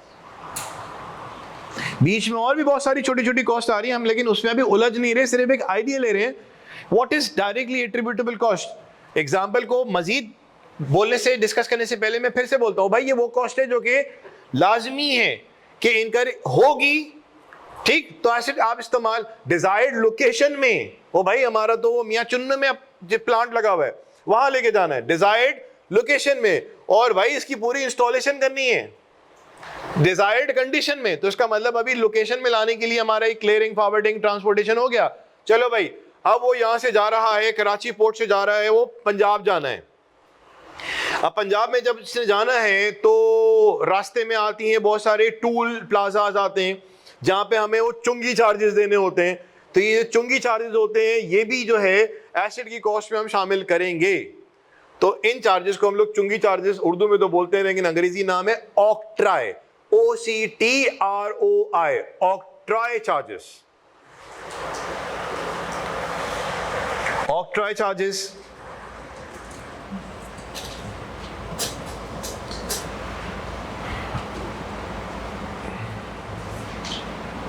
फिर चले सर, एसिड हमारे पास मियां चुन्नू पहुंच गया, बीच में हमने टैक्सेस दे दिला के और वहां तक पहुंचाए, सारी ये लीगल कॉस्ट है हमारी। सर जिस जगह उस एसिड को हमने इंस्टॉल करना है उसके लिए हमने पूरा एक प्लेटफॉर्म बनाना है, ठीक, जिसमें मिस्त्री की भी सर्विसेज रिक्वायर्ड है, पूरी इलेक्ट्रिकल वायरिंग करवानी है और पानी की भी सप्लाई देनी है, गैस का भी इसमें जरूरत पड़ेगी वगैरह वगैरह, शेड बनवाना है। तो सर बेसिकली एसिड को डिजायर्ड लोकेशन में तो लेके आ गए, डिजायर्ड कंडीशन में लाने के लिए, यानी कि उसको काबिल इस्तेमाल हालत में लाने के लिए सर प्लेटफॉर्म चाहिए, पानी का सप्लाई चाहिए, बिजली की सप्लाई चाहिए, गैस की सप्लाई चाहिए, शेड चाहिए वगैरह वगैरह। हो सकता है कि कूलिंग के लिए हमें कोई एयर कंडीशनर की भी सहूलियात लाजमी हो कि उस एसिड को चलाना है तो भाई बहुत हीट प्रोड्यूस करता है तो भाई एसी लगाओ, बड़े बड़े टन के एसी लगाओ। ओ भाई ये वो कॉस्ट है जो कि ऑप्शनल नहीं लगाओगे तो यार वो हीटअप हो जाएगा, वो मशीनरी की ऐसी की तैसी हो जाएगी। तो हमने क्या बात बोली है कि डायरेक्टली एट्रिब्यूटेबल कॉस्ट क्या है, हर वो कॉस्ट जो एसिड को काबिल इस्तेमाल हालत में लाने के लिए जरूरी है, उस कॉस्ट को हम लोग बोलते हैं डायरेक्ट एट्रिब्यूटेबल कॉस्ट। तो यार ये जो जगह की तैयारी हो रही है, इलेक्ट्रिकल वायरिंग हो रही है, पानी की सप्लाई दी जा रही है, वो कूलिंग का एनवायरनमेंट बनाया जा रहा है, इसको हम लोग एक अल्फाज से पुकारेंगे, बोलेंगे साइट प्रिपरेशन। लिखिए अपने पास, site preparation, SITE, site preparation. Again इतनी सारी जो मैं आपसे बातें कर रहा हूं, इसमें छोटे छोटे बहुत सारे खर्चे आ रहे हैं। उन सारे खर्चों को मैं कुछ मोटे अल्फाज से रिप्लेस कर रहा हूं, ऑल्दो छोटे छोटे खर्चे इसके अंदर बहुत सारे शामिल हैं ऑलरेडी।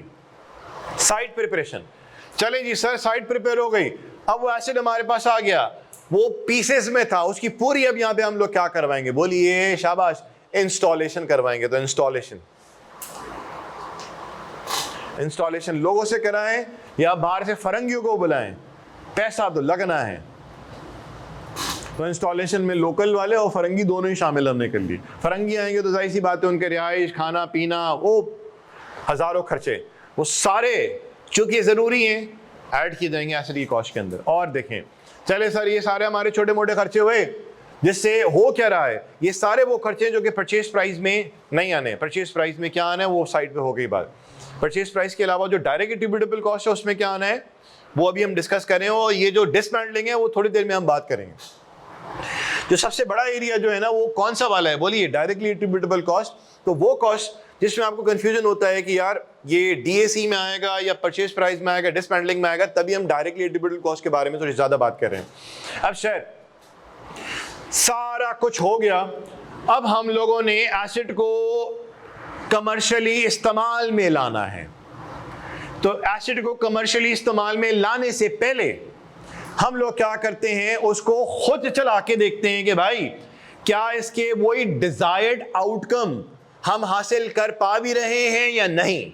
तो अगर उनमें किसी किस्म की कोई वेरिएशन होती है तो उस मैटर को वहीं का वहीं रिजॉल्व टेक्नीशियन के थ्रू किया जाता है, ताकि हमारे जो डिजायर्ड आउटकम है वो हम हासिल कर सकें। सर प्रोडक्शन एक्चुअल में स्टार्ट होने से पहले जो प्रोडक्शन की जाती है, ताकि हमारे पास कुछ सैंपल्स निकलें और उनका हम लोग टेस्ट कर सकें और ये बताएं कि हाँ ये हमारी ख्वाहिशात के मुताबिक है भी या नहीं। तो इस तरह की कॉस्ट को हम लोग नाम देते हैं, प्रोडक्शन कॉस्ट का नाम नहीं देते, इनको हम लोग बोलते हैं प्री प्रोडक्शन कॉस्ट,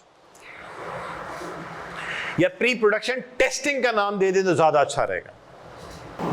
अक्सर ऐसा होता है ना, खाने पीने की अगर हम बात करते हैं तो हमारे बराबर में किसी ने कोई केटरिंग का काम शुरू किया, भूख भी लग रही है, खाने का भी टाइम हो रहा है, तो वो खाने पीने की एग्जाम्पल जहन में आई, तो वो होता है कि भाई ये बराबर में वो किसी ने काम शुरू किया और वो बिरयानी आ रही है तो कोरमा आ रहे हैं, तो बर्गर और पिज़्ज़ा वगैरह आ रहे हैं, भाई हमने नई दुकान खोली है, ज़रा आप चेक करके बताएं। और हम भी चेक करते हैं और खाते हैं और ओके की रिपोर्ट देते हैं, क्योंकि मुफ्ते में आया हुआ, तो जाहिर सी बात है किसको अच्छा नहीं लगेगा।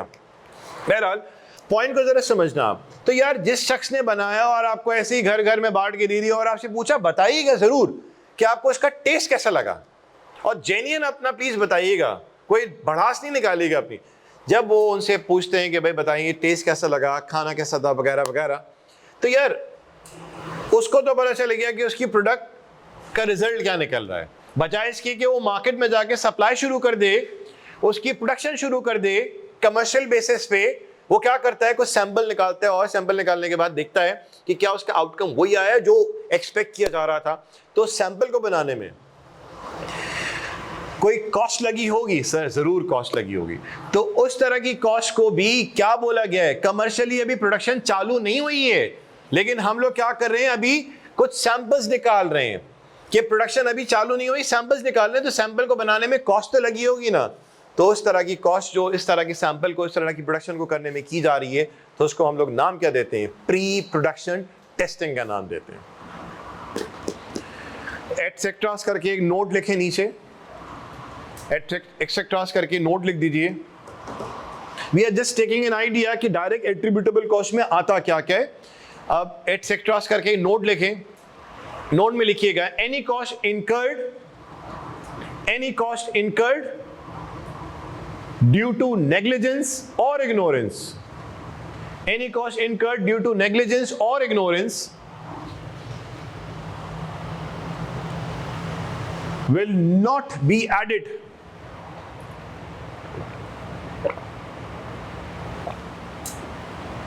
be added in the cost of asset.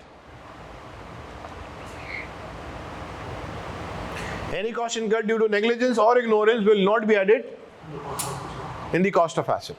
क्या समझे बात? सर हमने एसिड इंस्टॉल कर लिया, एक जगह थी हमारे पास, हमने सर पूरा साइट प्रिपरेशन की, एसिड यहां पे इंस्टॉल कर लिया, तो यहां तक उसको लाने में, इंस्टॉल करने में हमारा कितना खर्चा हुआ। हमने पूरी साइट प्रिपरेशन की, हमने प्लेटफॉर्म बनाया, मिस्त्री लगा, इलेक्ट्रिशियन लगा, प्लम्बर लगा, कारपेंटर लगा, पता नहीं किन किन एक्सपर्ट्स की हमने सर्विसेज ली, और ये साइट प्रिपरेशन पे खर्चा हो गया हमारा। कुछ टाइम बाद हमने बोला नहीं यार एक काम करते हैं, इस पे लेट्स सपोज अगर खर्चा आ गया 2 मिलियन का, ठीक, इसका मतलब ये 2 मिलियन का जो खर्चा हुआ यहां तक, वो सारा का सारा एसिड की कॉस्ट में क्या हो जाएगा, बोलो, शामिल हो जाएगा। कुछ टाइम बाद हमने हफ्ते, 2 महीने, 6 महीने बाद हमने बोला इसको यहां नहीं, एक काम करते हैं, इस सारे को सेटअप को उठा के हम लोग फैक्ट्री में यहां इंस्टॉल कर देते हैं। तो स्टैंडर्ड आया, उसने बोला कि बेटा बात सुनो, खर्चा करते हो वो तुम्हारी मर्जी है, अब जो यहां पे इधर से उधर तुम उस प्लांट को ट्रांसफर कर रहे हो, शिफ्ट कर रहे हो, तो जो खर्चा होगा ये मत समझना कि मैं इस खर्चे को भी एसिड की कॉस्ट में शामिल होने दूंगा। इस खर्चे को मैं एसिड की कॉस्ट में शामिल हरगिज नहीं होने दूंगा, क्योंकि मैंने क्या बात बोली थी, सुनो, इनिशियल मेजरमेंट रिकॉग्नाइज करने के फौरन बाद एसिड को जो तुम डेबिट करोगे, कितने अमाउंट से डेबिट करोगे, मैं सिर्फ उसकी बात कर रहा हूं। बाद में जो खर्चे होंगे यार, उसकी बात जो है वो तुम सब्सिक्वेंट में देखोगे, और बाद के खर्चे जो होंगे, और इस तरह का जो खर्चा हो रहा है, जगह तुम बदल रहे हो या किसी किस्म की कोई मिस हैंडलिंग हो गई, यार हम लोग इक्विपमेंट को उठा के लेके जा रहे थे, चाहे हाथों से, चाहे ट्रेन से, या किसी और इक्विपमेंट से, अगर उसकी मिस हैंडलिंग हो गई और वो टूट गया, तो वो बोलता है भाई ये टूटने वूटने का भी जो खर्चा है ना, ये नहीं है कि यार तुमने जब लिया एसिड की कॉस्ट में शामिल किया, और जब वो टूट गया तुमने नया पार्ट मंगवाया, उस नए पार्ट की भी कीमत को तुम एसिड की कॉस्ट में शामिल कर रहे हो। तो भाई अगर मैंने तुम्हें इस तरह की इजाजत दे दी, तो तुम बार बार लेके आओगे, तोड़ोगे, फिर लेके आओगे, तोड़ोगे, फिर लेके आओगे, तोड़ोगे, पर चला एसिड जो था वो 10 रुपए का, वो तुम 100 रुपए तक ले गए। ऐसा मैं हरगिज तुम्हें नहीं करने दूंगा। तो देखो यहाँ पे लिखी है, क्या बात लिखी है, हर वो कॉस्ट जो कि इनकर की जाएगी, क्या लिखा है बात, ड्यू टू नेग्लिजेंस, हमारी कोताही की वजह से यार ये कॉस्ट बेयर करनी पड़ रही है, या हमारी इग्नोरेंस की वजह से ये कॉस्ट बेयर करनी पड़ रही है। तो स्टैंडर्ड ने बोला, नोट करके लिखा हमने बात, any cost incurred due to, बोले, नेग्लिजेंस और इग्नोरेंस मना कर दिया कि इस कॉस्ट को आप लोग अपनी एसिड की कॉस्ट में शामिल नहीं कर सकते। क्या ये वाली बात समझ आ गई? आगे बढ़े।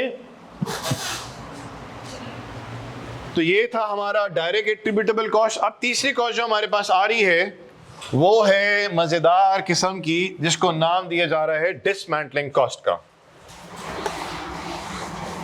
Dismantling cost.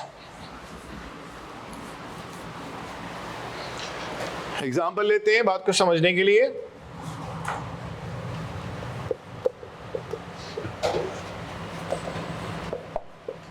डिसमेंटलिंग कॉस्ट मजेदार कॉन्सेप्ट है।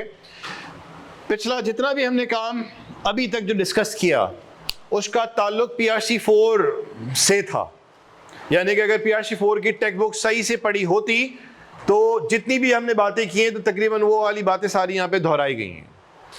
PRC4 में वो एरिया जो नहीं था इनिशियल मेजरमेंट में, वो कौन सा वाला एरिया नहीं था? दो एरियाज तो थे। एक तो परचेज प्राइस था, आप देख लेना, खोल के देखना किताब, आपको नजर आ जाएगा। दूसरा एरिया कौन सा था? डायरेक्टली एट्रीब्यूटेबल कॉस्ट वाला भी था। तीसरा एरिया जो नहीं था PRC4 में वो कौन सा वाला था? बोलिए, डिसमेंटलिंग कॉस्ट। इसको जरा समझने की कोशिश करते हैं। सर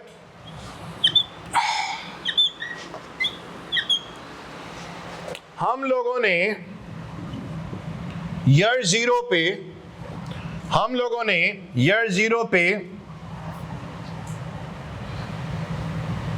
एक एसेट एक्वायर किया, चाहिए जी। ईयर जीरो पे हम लोगों ने एक एसेट एक्वायर किया, PP एक्वायर किया, जिसकी हमने परचेज प्राइस पे की 100 मिलियन। मैं पहले कॉपी करूंगा, उसके बाद फिर आपने कॉपी करना होगा, अभी बिल्कुल नहीं कीजिएगा। 100 मिलियन हमने परचेज प्राइस पे की। समझ आ गई बात? परचेज प्राइस में क्या आएगा? लिस्ट प्राइस, ट्रेड डिस्काउंट और वो duties plus minus, done. Sir directly attributable cost हमारी, यानी कि एसिड को काबिल इस्तेमाल हालत में लाने के लिए जो कॉस्ट हमारी लगी वो लेट्स सपोज लग गई 20 मिलियन की। कितने की बोले? 20 मिलियन की। तो बताइए ये कितना हो गया? 120। लाइफ हम अज्यूम कर लेते हैं, कि एसिड की जो है लाइफ जो है हमने अज्यूम कर ली 3 साल।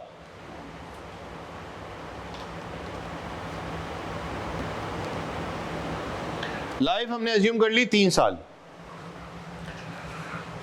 कितनी बेटा? 3 साल। PP की परचेज प्राइस कितनी बनी है? ये PP जो लिखा है दैट इज परचेज प्राइस। कितनी? 100। डायरेक्ट एट्रीब्यूटेबल कॉस्ट बताइए, शाबाश, कितनी लिखी हमने? 20। कितना हो गया बोले? 120। मेरा आपसे यहां पे सवाल ये है कि बताइए कि इस 120 को मैं आया के एक्सपेंस आउट करूंगा या कैपिटलाइज करूंगा? बोले, क्या मैं इस 120 को एक्सपेंस आउट करूंगा या कैपिटलाइज करूंगा? बोलिए, क्या करेंगे? जोर से बोले, कैपिटलाइज। सर कैपिटलाइज चले, मान लिया आपकी बात। मेरे जहन में सवाल आया एक्सपेंस क्यों नहीं करूंगा? क्योंकि सर 120 का खर्चा तो हो रहा है, तो मैं इसको प्रॉफिट एंड लॉस में ले जाके एक्सपेंस ट्रीट नहीं कर रहा। मैं क्या कर रहा हूं? उसको बैलेंस शीट में ले जाके एसेट में रिकॉर्ड कर रहा हूं। ऐसा क्यों कर रहा हूं? कोई जवाब देगा? सर आपने बोला एसेट ट्रीट करेंगे, कैपिटलाइज करना मतलब एसेट ट्रीट करना। दूसरा सवाल जहन में आता है कि सर इसको एक्सपेंस आउट क्यों नहीं कर रहे? कोई जवाब है कि एक्सपेंस आउट क्यों नहीं कर रहे? बोले, हम लोग क्यों इसको एक्सपेंस आउट नहीं कर रहे? हम लोग क्यों इसको कैपिटलाइज कर रहे हैं?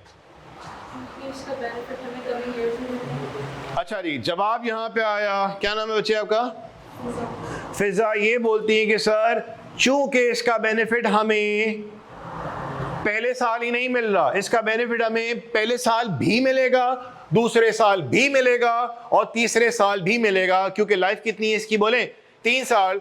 तो सर अगर हम लोग इसको एक्सपेंस ट्रीट कर लेते हैं तो इसका मतलब हम लोग इसको यूं अज्यूम कर रहे हैं कि भाई इससे सारे बेनिफिट हमने पहले साल में ही हासिल कर लिए, लेकिन हकीकत ये नहीं है। बेनिफिट्स हम लोगों ने कितने सालों में हासिल करने हैं? बोले 3 साल में।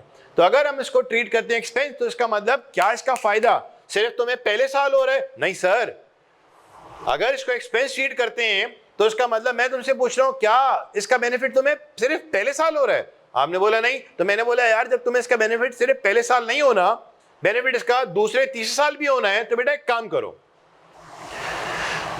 आज उसको तुम रिकॉर्ड करोगे अपना क्या बोले एसेट, और हर साल के एंड में तुमने देखना ही होगा कि एसेट की वैल्यू में कमी आ कितने से रही है, और फिर तुमने साल के एंड में एसेट की वैल्यू में डिक्लाइन को रिकॉर्ड करना है डेप्रिसिएशन के नाम से। तो इसका मतलब इस 120 को हम लोगों ने आज क्या करना है? बोलिए, एक्सपेंस आउट या कैपिटलाइज? बोलो, बोले जोर से, कैपिटलाइज करेंगे। ठीक हो गई बात? अच्छा सर, अब मसला यहाँ पे ये आ रहा है, क्योंकि बात को हमने थोड़ा सा आगे भी बढ़ाना है। अभी तो हमने ये डिसाइड कर लिया कि भाई 120 कैपिटलाइज होगा, एक्सपेंस आउट क्या होगा? कैपिटलाइज। कोई पूछता है क्यों कैपिटलाइज? क्योंकि आप वही वाला जवाब देंगे, सर इसका बेनिफिट हमें आगे आने वाले 3 सालों में मिल रहा है, तो सर इसको पहले साल एक्सपेंस ट्रीट नहीं करेंगे। मैंने बोला अगर करता हूं पहले साल एक्सपेंस ट्रीट, तो सर अगर पहले साल एक्सपेंस ट्रीट करते हैं, जरा जवाब सुनना, इसका मतलब सर आप समझ रहे हैं कि वो 3 सालों के बेनिफिट आप 1 साल में ही हासिल कर रहे हैं सर, जो कि नहीं है। तो जब हमें पता है कि बेनिफिट हमें आगे आने वाले 3 सालों में हासिल करने हैं, तो हम डे 1 पे उसको क्या ट्रीट करेंगे? बोलिए एसेट। और हर साल के एंड में एसेट की वैल्यू को क्या करेंगे? बोलिए कम करेंगे, अगले साल भी कम करेंगे, 2 साल भी कम करेंगे, तो हमारे एसेट की वैल्यू ग्रेजुअली क्या हो जाएगी? कम हो जाएगी। अब सर यहां तक का तो डिस्कशन हम सब लोगों को क्लियर है। अब सर मसला जो है वो क्या है? जिस पीपीई की यहां पे अभी बात की जा रही है, अब यहां से शुरू हुआ हमारा डिस्कशन डिसमेंटलिंग कॉस्ट को लेकर। पीपीई जिसकी बात यहां पे की जा रही है, ये बेसिकली एक न्यूक्लियर पावर प्लांट हम लोग इंस्टॉल कर रहे हैं, ठीक? या हम लोग रेडियो एक्टिव प्रोडक्ट की मैन्युफैक्चरिंग के लिए सर ये प्लांट लेके आए हैं। न्यूक्लियर पावर प्लांट लगा रहे हैं या रेडियो एक्टिव प्रोडक्ट की मैन्युफैक्चरिंग के लिए सर हम ये प्लांट एंड मशीनरी लेके आए हैं, ठीक? अब जिस जगह हमने उस न्यूक्लियर पावर प्लांट को इंस्टॉल करना है, या रेडियो एक्टिव प्रोडक्ट की मैन्युफैक्चरिंग के लिए, या कोई एक्सट्रैक्शन के लिए, या माइनिंग के लिए हमने उसको इंस्टॉल करना है, सर वो हमारी जमीन नहीं है, वो सरकार की जमीन है।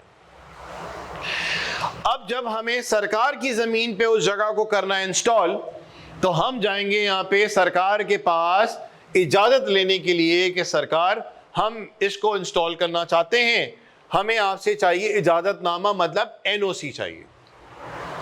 जो भी हमारा केस हमने पुटअप किया सरकार के सामने, सरकार ने हमारे केस को स्टडी किया और सरकार ने हमें यह कहा कि ठीक है, हम आपको सरकार की जमीन पे इस एसिड को इंस्टॉल करने का एनओसी जारी कर देते हैं, लेकिन शर्त है कि आज से 3 साल बाद जब इस एसिड का यूज एंड हो जाएगा, जब लाइफ एंड हो जाएगी, तो तुमने उस एसिड को जो सरकार की जमीन पे लगाया है, उस जगह से उस एसिड को अनइंस्टॉल कराना है। तो जो अनइंस्टॉलेशन पे खर्चा होगा वो तुम बेयर करोगे। मैं हूं सरकार, आप वो शख्स है जिसका एसिड है। सरकार ने दूसरी बात बोली, उस एसिड को रिमूव, जो मलबा है वो तुम हटाओगे, तो कॉस्ट लगेगी आपकी उसको अनइंस्टॉल करने की, मलबा हटाने की कॉस्ट भी आप लोग की लगेगी। और तो और सरकार ने बोला, वो जो गड्ढे शड्डे खोदे हैं ना तुमने उस प्लांट एंड मशीनरी को वहां पे लगाने के लिए, वो भाई गड्ढे खुले छोड़ के नहीं जाना, उन गड्ढों की भी भराई शराई करके जाना, तो भाई कॉस्ट तुम्हारी लगेगी। अगर तुम इस चीज पे आमादा हो कि उसकी अनइंस्टॉलेशन पे जो खर्चा आएगा आज से 3 साल बाद, उसकी जो रिमूव करने पे जो खर्चा आएगा आज से 3 साल बाद, और उस जगह को रीस्टोर करने में जो खर्चा आएगा आज से 3 साल बाद, तो अगर ये 3 तरह की कॉस्ट तुम बेयर करने को आमादा हो, आज हमसे वादा करो, एग्रीमेंट करो कि मैं इन कॉस्ट को बेयर करने के लिए आमादा हूं, तो ठीक है, हम तुम्हें एनओसी जारी करते हैं। आपने क्या किया? उस कॉस्ट को जो कि आज से 3 साल बाद जाके इनकर होनी है, आपने उस कॉस्ट को करवाया एस्टीमेट। ये वाली बात समझ आई? वो एक्यूरेट नहीं होगा, वो क्या होगा? एस्टीमेट होगा, क्योंकि आज से 3 साल बाद जाके आपने वो कॉस्ट इनकर करनी है। तो वो कॉस्ट जो आपने एस्टीमेट करवाई अपने एक्सपर्ट से, तो पता चला कि वो जो फ्यूचर कॉस्ट है फ्यूचर कॉस्ट जो है, जिसको यहां पे नाम क्या दिया जा रहा है, बोलिए डिसमेंटलिंग कॉस्ट जो है, बेसिकली ये क्या है, एस्टिमेटेड है, वो आई लेट्स सपोज 10 मिलियन की। कितनी आई बोलिए? 10 मिलियन। ठीक, अब मुझे बताएं, ये जो फ्यूचर एस्टिमेटेड है, ये भी एस्टिमेटेड बोले, और ये भी डिसमेंटलिंग कॉस्ट भी क्या होती है बोलिए, ये एस्टिमेटेड ही होती है। ये कितनी आ गई बोलिए? 10 मिलियन आ गई। अब मुझे बताओ मेरे भाइयों बहनों कि क्या ये 10 मिलियन एक्सपेंस आउट होगा या कैपिटलाइज होगा? एक्सपेंस आउट होगा या कैपिटलाइज होगा? आप बताएं। कैपिटलाइज होगा, फिजा बताती हैं कैपिटलाइज होगा, बाकी किसी और की राय? अच्छा, आप कहते हो मेरे भाई एक्सपेंस आउट होगा, आप कहते हैं कुछ एक्सपेंस, कुछ कहते हैं कैपिटलाइज। बोलिए कैपिटलाइज। अच्छा, एक्सपेंस आउट क्यों नहीं होगा? मतलब कैपिटलाइज होगा, एक्सपेंस आउट चले क्यों होगा? आपकी नजर में आपने बोला एक्सपेंस आउट होगा। सर ये वाला जो सवाल था ना, एक्सपेंस आउट और कैपिटलाइज, हुज़ैफा जरा समझना, मैंने इस पॉइंट पे जान के इस डिस्कशन को एक्सपेंस आउट या कैपिटलाइज को ड्रैग किया था, क्योंकि मुझे इस सपोर्ट से आगे का जवाब हासिल करना था। सर अगर मैं, अच्छा ये बात तयशुदा है 120 का क्या करना है, एक्सपेंस आउट या कैपिटलाइज? बोले कैपिटलाइज का मतलब समझते हो? कैपिटलाइज का मतलब ये होता है बैलेंस शीट में जाओ और एसेट में रिकॉर्ड करना, this is capitalize. Expense out करने का मतलब क्या होगा? जाओ प्रॉफिट एंड लॉस में जाओ, 120 को एक्सपेंस ट्रीट करो, दिस इज एक्सपेंस आउट। तो क्या किया हम लोगों ने? इसको कैपिटलाइज। डन है। सर अगर इस 10 मिलियन को हम एक्सपेंस आउट करते हैं तो इसका मतलब हम ये अज्यूम कर रहे हैं कि इसका बेनिफिट हमें सिर्फ किस साल हासिल हो रहा है? तीसरे साल। और सर ये बात तो नहीं है, खाली तीसरे साल तो नहीं हो रहा ना, इसका बेनिफिट सर, एक बात का जवाब मिला, अगर एक्सपेंस आउट करता हूं हुज़ैफा तो इसका मतलब मैं ये अज्यूम कर रहा हूं इसका बेनिफिट मुझे सिर्फ कब मिला? तीसरे साल। आपने बोला नहीं सर ऐसी बात तो नहीं है। मैंने बोला अच्छा और क्या? सर ये जो कॉस्ट आप इनकर करेंगे ना, ये कॉस्ट इनकर की ही इसीलिए जाएगी ताकि, हुज़ैफा ये कॉस्ट इनकर की ही इसीलिए जाएगी ताकि उस एसेट को आप क्या कर सकें? बोले यूज कर सकें। तो इसका मतलब इस कॉस्ट का ताल्लुक एसेट को यूज करने से है। समझ आ रही है बात? इस कॉस्ट का ताल्लुक एसेट को यूज करने से। ये कॉस्ट इनकर होगी तो बेटा एसेट यूज कर सकते हो, अगर ये कॉस्ट इनकर नहीं करोगे तो एसेट को तुम यूज नहीं कर सकते। चूंकि इस कॉस्ट का जो इनकर हो रही है वो हो इस पर्पस के लिए रही है तुम एसेट को यूज कर सको, तो हम लोग क्या करेंगे? बोलो बच्चे बोलो, क्या करेंगे? इस कॉस्ट को, एसेट की कॉस्ट का हम लोग क्या बनाएंगे? बोले पार्ट बनाएंगे। क्या बनाएंगे? बोलिए पार्ट बनाएंगे। अब सर ये है आपकी डिसमेंटलिंग कॉस्ट, ये है क्या? बोलिए डिसमेंटलिंग कॉस्ट।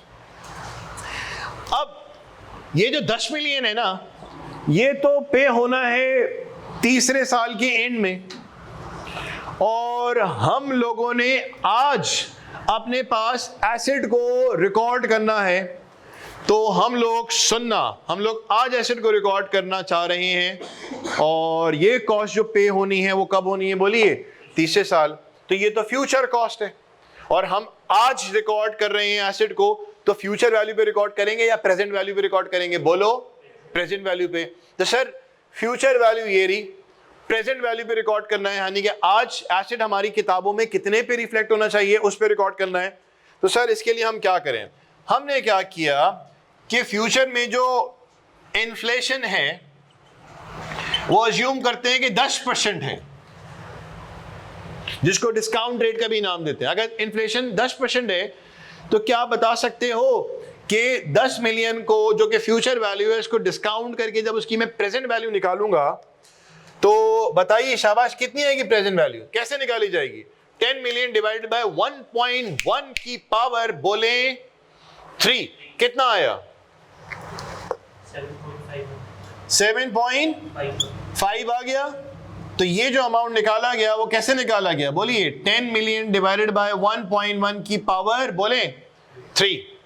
तो मैंने क्या किया, फ्यूचर वैल्यू और डिस्काउंट रेट की मदद से मैंने यहाँ पे क्या मालूम कर ली बोलिए, प्रेजेंट वैल्यू मालूम कर ली। क्या ये वाली बात समझ आती है यार? क्यूटी में तो किया था ना ये वाला काम, फ्यूचर वैल्यू, प्रेजेंट वैल्यू और डिस्काउंट रेट वगैरह। डन, ये आ गया। अब बताइए ये कितना अमाउंट बना, 127.5। कितना बन गया, 127.5। तो अब देखें, हम लोग अपनी किताबों में जो पीपीई को रिकॉर्ड करेंगे, हम लोग जो अपनी किताबों में पीपीई को रिकॉर्ड करेंगे, तो वो बताइए कितने से रिकॉर्ड किया जाएगा, कितने से रिकॉर्ड किया जाएगा? शाबाश, बोले कितने से रिकॉर्ड किया जाएगा? यानी कि पीपीई डेबिट कितने से होगा? 127.5 से। कितने से डेबिट होगा? 127.5 से। आप मुझे बताइए कैश कितना क्रेडिट होगा? कितना कैश क्रेडिट होगा? 120 से क्रेडिट होगा। अब एक वो अमाउंट जो हमने आज पे नहीं करना, तीसरे साल में पे करना है, तो और वो अमाउंट जो हमने पे करना है वो एक्यूरेट नहीं है, वो हमारा बेहतरीन एस्टीमेट है। तो हम क्या करेंगे यहाँ पे? शाबाश बताइए, शाबाश, 7.5 को यहाँ पे रिकॉर्ड करेंगे, क्रेडिट करेंगे।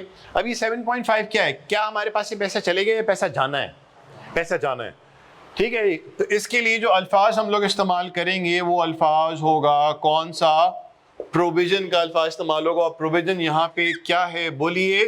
लाइबिलिटी है। प्रोविजन यहाँ पे क्या है बोलिए? लाइबिलिटी। अब जहन में ये सवाल आया कि सर हम पेबल भी तो लिख सकते थे, लेकिन आपने यहाँ पे एक वर्ड इस्तेमाल किया, कौन सा बोलिए? प्रोविजन का। तो सर ये प्रोविजन तो हमारे दिमाग में बहुत सारी अजीबोगरीब बातें लेके आ रहा है। क्या दिमाग में बातें आ रही है? मैं जरा डिस्कशन प्रोविजन को लेके आप शुरू कर रहा हूं, सिर्फ इस वाली बात को लेके मैं जरा डिस्कशन शुरू कर रहा हूं। एक बात सुनिए, आज से पहले प्रोविजन का वर्ड किस कॉन्टेक्स्ट में इस्तेमाल हुआ? अभी मैं सिर्फ समझा रहा हूं किसको? प्रोविजन को। आज से पहले प्रोविजन का वर्ड किस कॉन्टेक्स्ट में यूज हुआ? नेगेटिव एसेट की सूरत में, या हमने बोला कॉन्ट्रा एसिड की सूरत में। ऐसा है, एग्जाम्पल क्या था? प्रोविजन फॉर, बोले प्रोविजन किसका? फॉर डेप्रिसिएशन या बैड डेट्स एटसेट्रास। डन। आज से पहले हमने इस पर्पस के लिए यूज किया। प्रोविजन का वर्ड जो एक दूसरे पर्पस के लिए भी इस्तेमाल होता है वो क्या है बोलिए? लाइबिलिटी के लिए। बेटा बात देखें, अभी हम लोग ने एकदम ही कुछ बेसिक चीजों के ऊपर मैं उतर आया हूं, क्योंकि यहां पे मैंने वर्ड कौन सा लिखा है बोलिए? प्रोविजन का वर्ड लिखा है। मैं अगर यहां पे सिंपल वर्ड लिख देता लायबिलिटी का, तो मुझे ये वाली बात समझाने की जरूरत नहीं पड़ती, ठीक। लेकिन मैंने लायबिलिटी में भी कौन सा वर्ड पिक किया बोलिए? प्रोविजन का। तो इसका मतलब मुझे ये बात समझाने की जरूरत यहाँ पे पड़ी है। तो इसलिए यहाँ पे मैं डिस्कस कर रहा हूं कि प्रोविजन आज से पहले हम लोगों ने क्या समझा था? ये समझा था। Done? जो दूसरा इसका एरिया है प्रोविजन का, वो क्या है बोलिए? लायबिलिटी। और liability of uncertain amount and timing, यानी कि एक ऐसी लायबिलिटी जो अमाउंट और टाइमिंग के हवाले से क्या होगी बोलिए? एक ऐसी लायबिलिटी जो कि अमाउंट और टाइमिंग के हवाले से क्या होगी बोलिए? अनसर्टेन होगी। तो जब भी लायबिलिटी के हवाले से अनसर्टेनिटी होगी तो हम लोग जो वर्ड यूज करेंगे वो कौन सा करेंगे बोलिए? प्रोविजन का। अभी भी बात मेरी मुकम्मल नहीं हुई भी, सही है। मैं ये वाला एरिया मिटा दूं। सिर्फ ये वाला एरिया, लेफ्ट वाला एरिया में मिटा रहा हूं।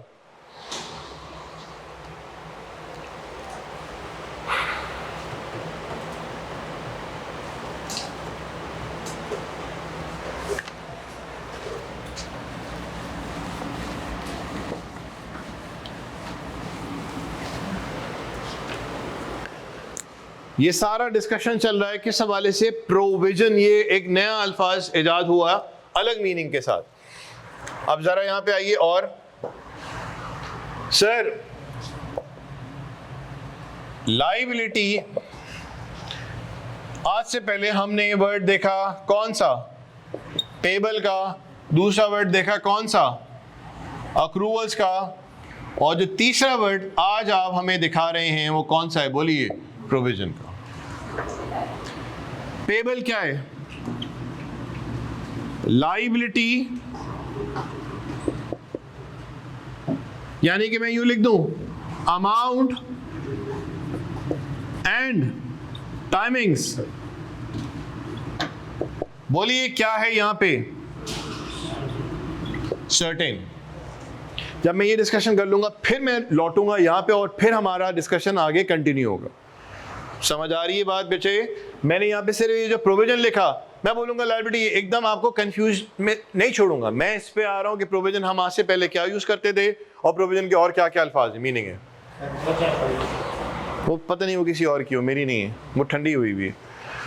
पेबल अमाउंट और टाइमिंग के हवाले से क्या होता है? बोलिए। सर्टेन। अक्रूवल्स बताइए। अमाउंट एंड टाइमिंग के हवाले से क्या है? बोले। अनसर्टेन बट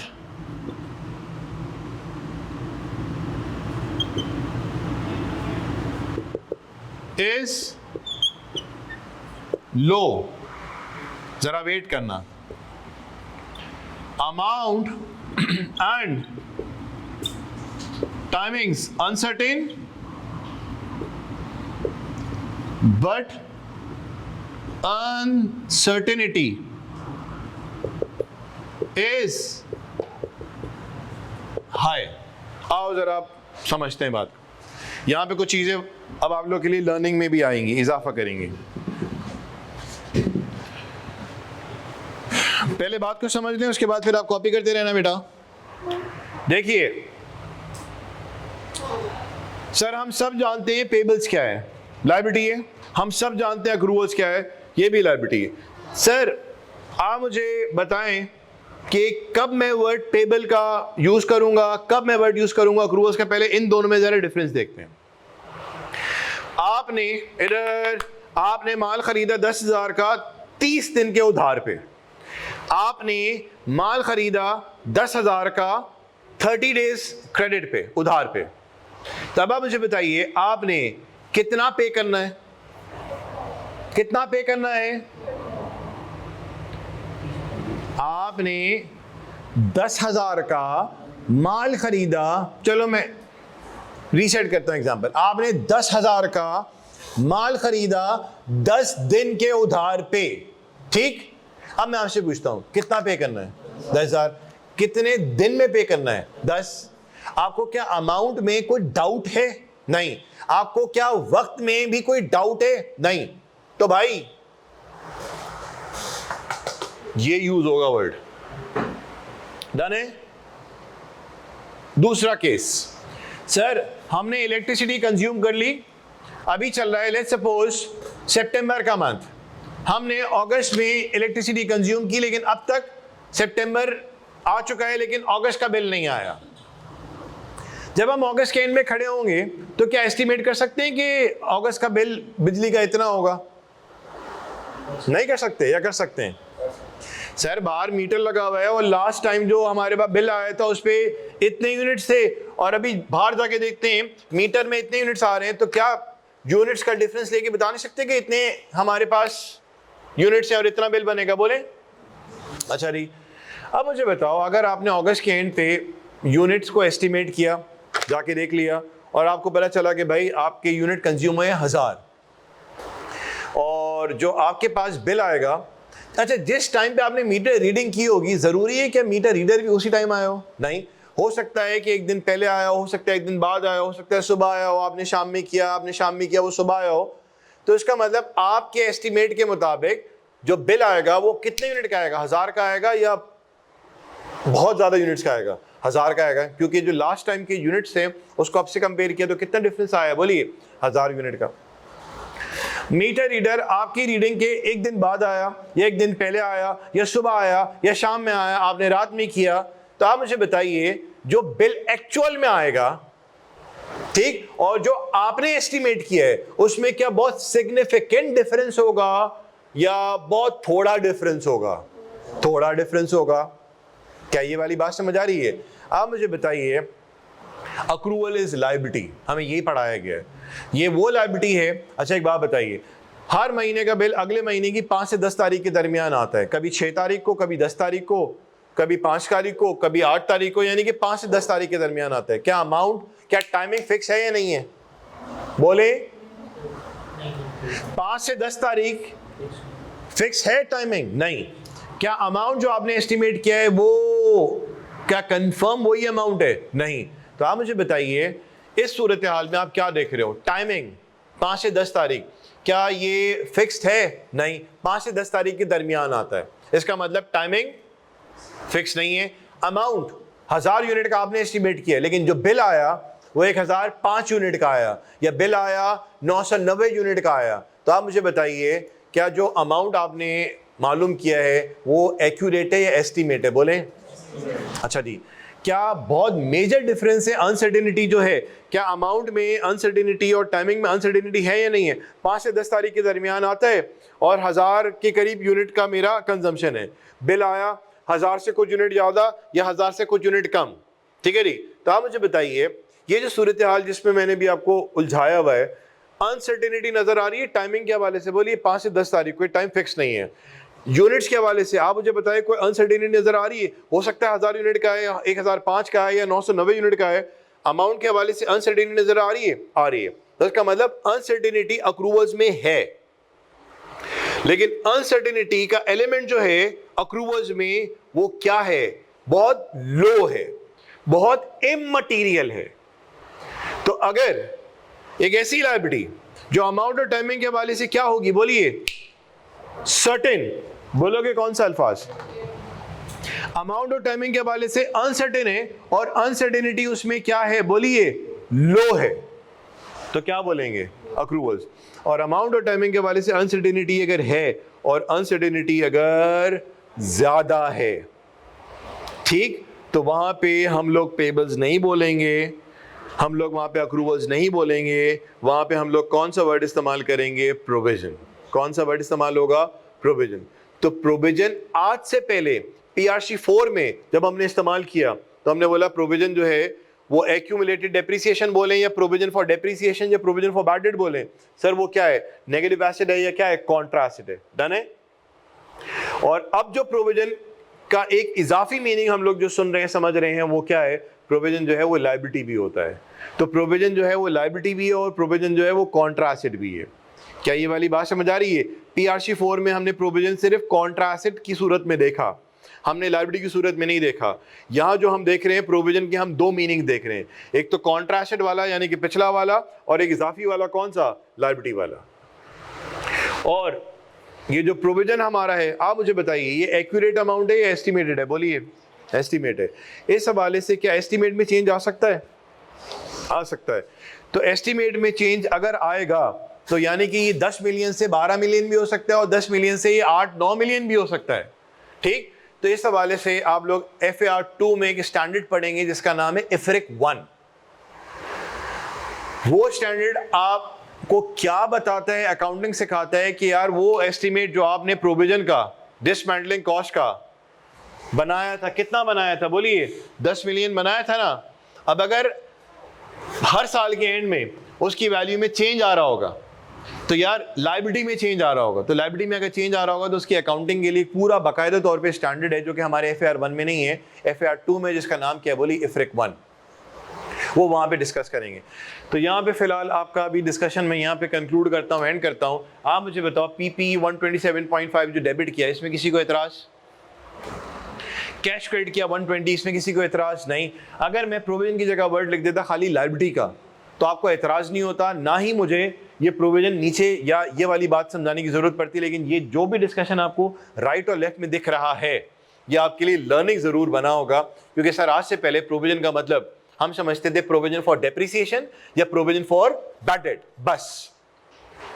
लेकिन इस क्लास के बाद हमारे जहन में कुछ और इजाफा हुआ कि प्रोविजन जो है वो दो तरह से इस्तेमाल किया जाएगा वर्ड। एक तो होगा वही पुराना वाला, और एक जो नया इसके मीनिंग आ रहा है वो क्या आ रहा है बोलिए? प्रोविजन लायबिलिटी वाला। और ये जो प्रोविजन लायबिलिटी वाला है FAR 2 में आप इसका एक स्टैंडर्ड पढ़ेंगे IS 37 जिसका नाम है provision contingent liability contingent asset. ये सारा काम पे पढ़ना है आपने, FAR 2 में पढ़ना है। लेकिन चूंकि वर्ड प्रोविजन का यहाँ पे इस्तेमाल होना है तो इसीलिए मैंने यहाँ पे इसको थोड़ी सी वजाहत ज़्यादा दी थी। बाकी इंशाल्लाह हम लोग कल इसी काम को जो है ना आगे की तरफ कंटिन्यू करेंगे। सही बेटा? तो उम्मीद करता हूँ यहाँ तक जितना भी काम किया होगा समझ आया है। बाकी इंशाल्लाह कल यहीं से हम अपना काम कंटिन्यू करेंगे। अल्लाह हाफिज़।